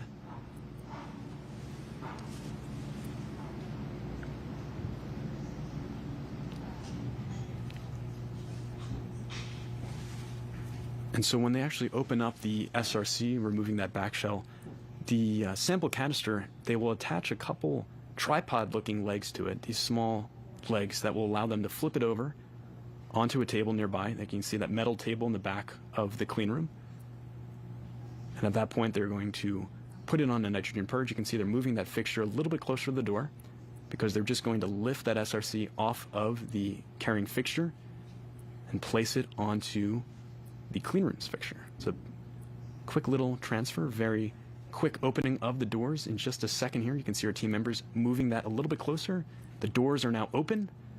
We are entering into the clean room, and that SRC is about to be moved off onto our clean room fixture.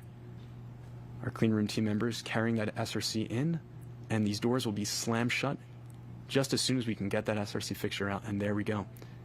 It is in the clean room, the SRC from the desert of Utah, earlier this morning arriving, has been successfully delivered to the Dugway portable clean room. And you can just see just how charred that SRC back shell and heat shield are. A great close-up angle here. You can really see our prized sample return capsule at long last in the clean room. It's hard to fathom that just a couple years ago, this sample return capsule that you see here was over 200 million miles away from us on the other side of the solar system.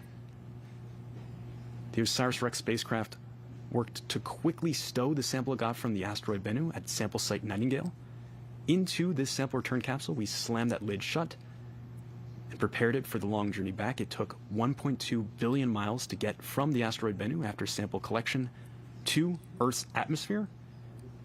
We entered in 82 miles off the surface of San Francisco, went through the punishing entry, descent, and landing, landed in the desert, and now here we have it, the sample return capsule in our clean room. The team's going to move this a little bit over to the center of the room so that they can all gather around and begin the process of removing that back shell and then ultimately getting the heat shield off as well.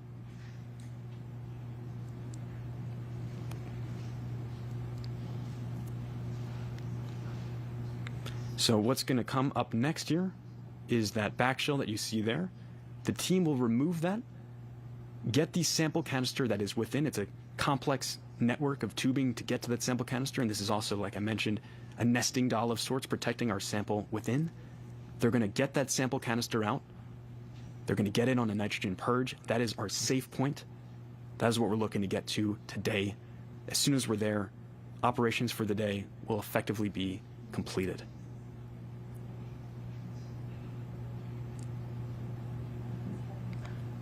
Tomorrow, the SRC, the sample canister rather, will be flown on our C-17 cargo plane down to the Johnson Space Center, where in just a few days it will actually be opened up for scientists to be able to see the sample within.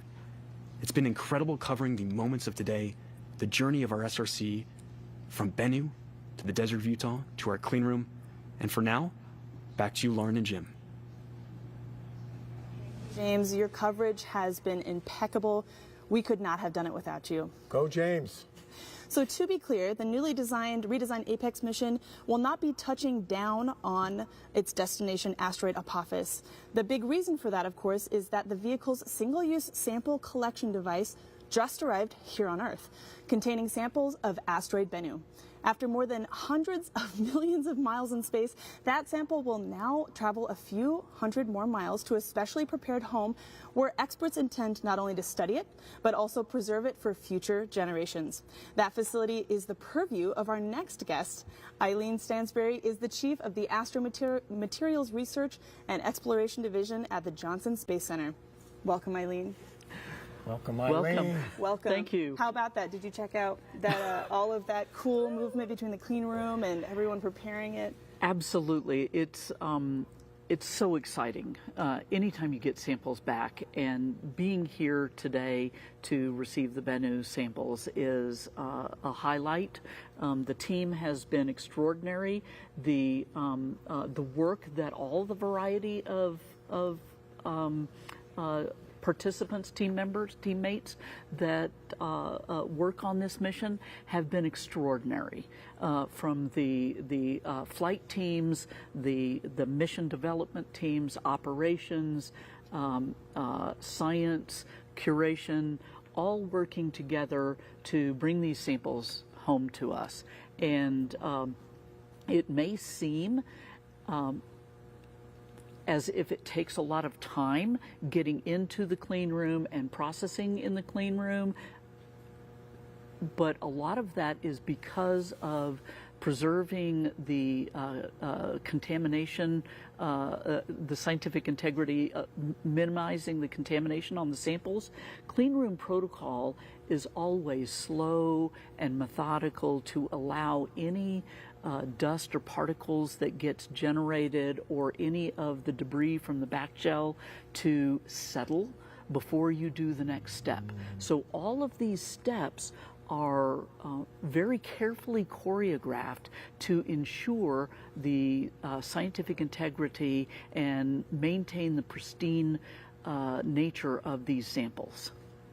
And you'll be doing, Eileen, when you receive these in your laboratories at Houston at Johnson Space Center, you'll be doing the next phase of that very special curation. Can you tell us a little about that? Yes, we have a special facility that was designed in particular for these samples to have all of the appropriate materials restrictions to make sure that these particular samples stay pristine for generations to come. As stewards of the scientific value of samples, we manage samples for future generations, in addition to the current science that is available on these samples. So the first thing that we will do is bring them into one particular clean room, let it settle, and we will transfer the sample canister from one level of cleanliness progressively to next level of cleanliness to ultimately a continuously purged nitrogen glove box. Wow. So what they're doing here in the clean room in Utah is to remove the contaminating potential of the heat shield and back shell that were charred during reentry, and get the sample canister on purge to have nitrogen continuously flowing through that canister to ensure that there's no earth contaminations that will leak in, even though the likelihood of that is vanishingly small, making sure that there's a continuous nitrogen purge. So that nitrogen purge will stay on the sample canister until it gets into the nitrogen glove box in Houston, where we will start deintegrating the sample canister to get to the precious cargo inside. Which are inside the sample head, which has... Yes. Right, okay. Right. But there is the possibility of some samples being within the sample return capsule, this capsule here, because the TAGSAM event worked more well than we had anticipated.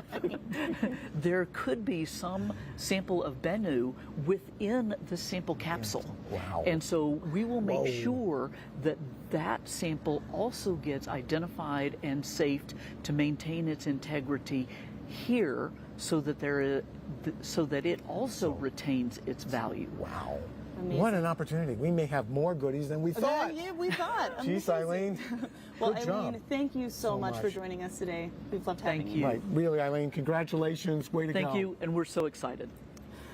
Your whole professional life has been planning for a future event, and then suddenly that day arrives, like today, which is probably a perfect segue to be bringing up something that may come as an unexpected surprise to mission fans.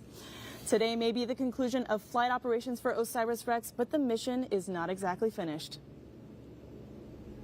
After ground teams retrieve the capsule, the Bennu samples will be taken to NASA's Johnson Space Center in Houston, Texas. The sample canister will be opened in the Astro Materials Acquisition and Curation Facility, and the samples will be curated, distributed, and studied for decades to come. Having delivered its cargo, the OSIRIS-REx spacecraft will depart Earth, but its journey will not quite be finished. In a daring encore, the renamed OSIRIS-APEX will enter an elliptical orbit of the Sun, repeatedly passing within the orbit of Venus and pushing the limits of its thermal design. Beginning in 2029, it will chase down and investigate Apophis, a 1,200-foot stony asteroid destined to make an exceptionally close flyby of Earth. After 13 years in deep space, at the start of a new decade, alone on a new world, the journey will continue.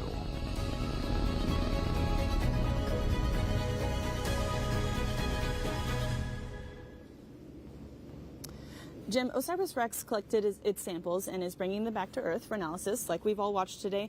But how else is NASA planning to analyze its other samples? So, as you heard from Eileen, OSIRIS-REx in Houston will start the sample preparation around hundreds of labs later. It's going to be fantastic. We also sometimes bring our laboratories to the samples themselves. Curiosity rover. She's carrying a huge payload, not unlike those we'll use in laboratories here. Sometimes we go to new places to actually bring the labs to study samples that we can't bring home. That's our new wrinkle. And on that note, when I consider how many places there are to visit, I'm aware that a guy like you is probably weighing all of the choices, about where to go. So speaking of which, you are the principal investigator for a new mission called Da Vinci, which for those at home, principal investigator is basically the big guy in charge. So what is this mission about? So Da Vinci is a mission to Venus. You can see it in the morning sky, and we haven't been back to the Venus atmosphere and all the complexity and how that formed and evolved literally in a generation. So together with a very big team, it's not just the PI. I mean, Dante is the gold standard PI for all of us, but with our team, we're going to bring a spacecraft with the kind of instrumentation we'll be using on the samples from Bennu and from Mars to the samples in the atmosphere that will tell us about the assembly of that atmosphere, whether Venus had oceans for how long, and come under the clouds and see the mountainous regions and their chemistry for the first time in history. And so we're excited to pick up on the great news from this mission, OSIRIS-REx at Bennu, and some Mars exploration, and take that forward to Venus so we'll get the next generation interested in our sister planet. So everybody stay tuned for that one. So Jim, you've also been the PI of several previous missions. Put yourself in Dante's shoes. How would you feel today? Dante must be both overwhelmed and overjoyed. He's probably, as my wife says occasionally about me, beyond words. And he's been waiting literally his professional lifetime for this. It's here, it's happening, the science is going to flow, they can't miss. Honestly, I am sure Dante and his team are just sitting on pins and needles waiting for the transfer to Houston, all that stuff Eileen said, so we can get to work. This will be epic. And Jim, not only are you the PI of Da Vinci, but you actually had a hand in OSIRIS-REx as well. Well, way back in the dark mists of 15 years ago, we were all wondering how we can sample things as hard as asteroids like Bennu. And people like Dante and others had generated the idea we were all talking, because we wanted to think, how do we sample the solar system? Cruise to the moon, great. You know, giant sample return systems to Mars, fabulous. But these small bodies are also important, and they've been a priority for our National Academy. Cometary nuclei, asteroids like, of course, carbon-bearing ones like Bennu. So when those folks got together, we were all in conversation, and they proposed mission ideas, and some of us were able to participate in very small ways to help them get these missions going. It's just a thrill to see them succeed so well. Especially after 15 years. As you can see, Jim is a wealth of knowledge. So on that note, we're getting questions from around the world about this thrilling mission. Let's take our final questions of the day. All right, at Oatmeal, today is my birthday. Can I have some of the asteroid sample? It would mean a lot. Well, you know, you heard there's other birthdays today, too, including the Colonel. I think Oatmeal saw that it was also Colonel Harwell's birthday. But as Danny Glavin and Jason said, you know, the samples from Bennu are for scientific research, education, inspiration. They'll be used, you know, for future generations even, as Eileen said and Jason said. So, unfortunately, we can't give you Bennu. We can give you pictures and up-close vantage point like we've given you today, and as the science is done by the science community, and so you'll be part of that, and you can write proposals to work on samples if you have a neat new instrument you want to try. So stay tuned. Stay tuned. And I understand, Oatmeal. I also want a piece of that sample, yes. But we got to, you know, we can't. All right, Jim, let's take one more. All right, at Electromanicia, I hope I got that right. What questions are we hoping to answer by studying the samples from asteroid Bennu? Well, fantastic question, and there are many. It's all in the name. So we want to look at those building block chemistries of the earliest solar system. It's all eradicated here on Earth. We have to go to places like Bennu or other asteroids like it to get those records. So we're going to look in the deep time to understand our solar system from those chemicals. We're also going to look at how we use a real asteroid stuff to understand what we see of other asteroids through telescopes and flyby spacecraft. That's the ground truthing, or the asteroid ground truthing that we do. We're also going to look at resource potential. These asteroids contain bound water in minerals. Those are really cool. You can get the water out. That's neat. Also, interesting distribution of metals. So this is a really exciting opportunity to put that all together and also understand the mechanical behavior of these objects. They're rubble piles held barely together flying through space. So we're going to do all of that and answer questions we haven't even thought of yet. Dante's team will invent the questions for the future from what they do with these samples. Fantastic. All right, I think we have time for one more. Let's take a look. At Horrors of Cody, is there any worry of possible bacteria or virus from the sample regardless of the clean room? So that's a very good question. And of course, the team, and you heard from Jason Dworkin and others, have been thinking about that for a long time. We think these types of asteroids and the materials from them are not life-bearing. And they're not life-bearing, and so we have classified this mission as a certain class of planetary protection. So we're not expecting any true life-bearing biological elements to be a part. But the fragments of organic chemistry, carbon-bearing stuff that you heard Danny Glavin talk about, the building blocks of life that got it all started in all the places it is here, but also maybe elsewhere, really important. So we don't expect to see any of that. We've contained the contamination. You see what's going on now in the portable clean room and at Eileen's place back in Johnson Space Center. So we're very optimistic. No worries about that stuff. We're good here. So I think we talked about this a little bit, but I think one thing people are maybe wondering, or even maybe a little worried about, is could this sample contaminate Earth? Are we at risk of something catastrophic? Literally so vanishingly small that no one would rightfully bet on anything like that. This is space, rock, and dust from a time so far ago that's been baked in the space radiation that wouldn't be good for any any living thing, sorry. We're all organic. And so it's been sterilized by being in space, in effect. And we do the same thing when we go and sterilize stuff that we'll bring back from planets like Mars. So, how long is this next process going to take? You know, we're in the clean room now, we're going to go to Texas. How long is this all going to take before we start getting some results? So, in the next few weeks, in the next couple of weeks, by October 11th, we expect the team in Houston, Eileen's team, and together with Dante's team, will have done that first proper containment and understanding all the possible sources of contamination, so they can document those for the future and also make sure they're through all those gates that Eileen was mentioning, so the samples are protected from anything from Earth, so they won't be contaminated. Then they'll do some first characterization with all these great machines they have in Houston, and we'll start talking about what they get by the end of October, going into the Christmas time, and by the end of January, I've been told the science team meeting, the sample leaders will start reporting to all of us what's going on. Wow, that is soon. And you heard that unboxing day is October 11th. Did I hear that right? That's right. Okay. It will be a Christmas party for samples. Okay, that's right. So, Jim, I'm struck by how these last few minutes compared to the last few years. You know, here we just saw human hands wheeling precious scientific, cargo at walking speed, when just a few hours ago it was barreling through Earth's atmosphere. Exactly. We went from cosmic velocity to velocity smaller than an ant would use to crawl across the table to pick up a crumb. And so that's the speed of science. To get it, the engineering flies, cosmic velocity, sampling, all that great dynamics, and finally now the careful, methodical, snail's pace to get it done right so we preserve it. I mean, this is like geoarchaeology of samples from a place that's not Earth. Very special. Yeah, absolutely. The sample return capsule isn't done traveling, of course. Once it gets stabilized on what's called a nitrogen purge to ensure everything remains dry and uncontaminated by intrusive gases, the entire apparatus will be loaded aboard a C-17 cargo plane for a flight on its way home to Johnson Space Center.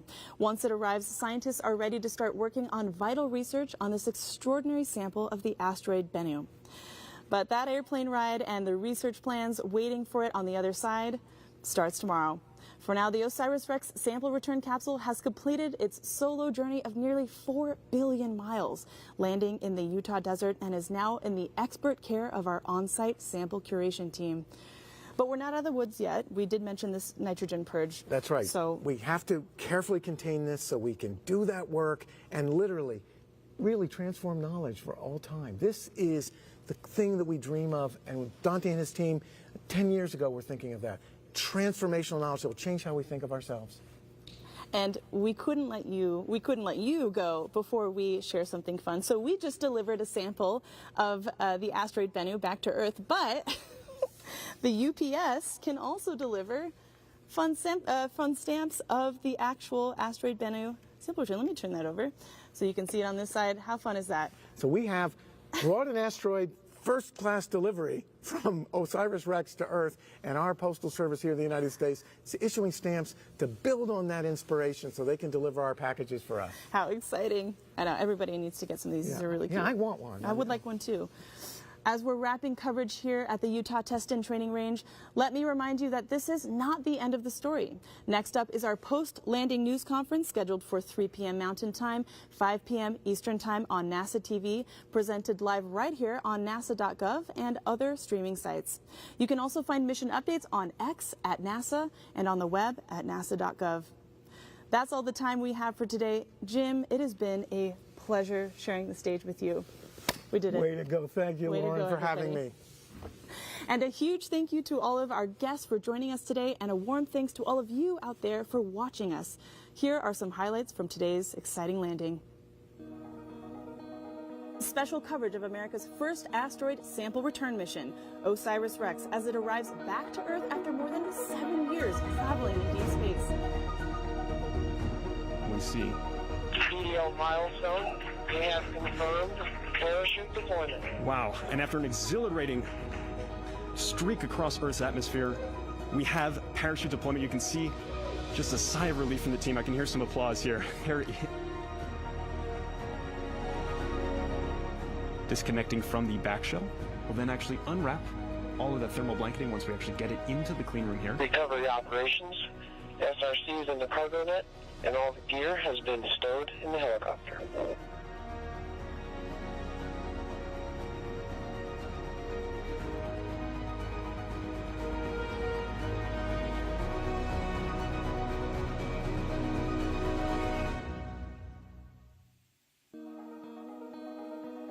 Special coverage of America's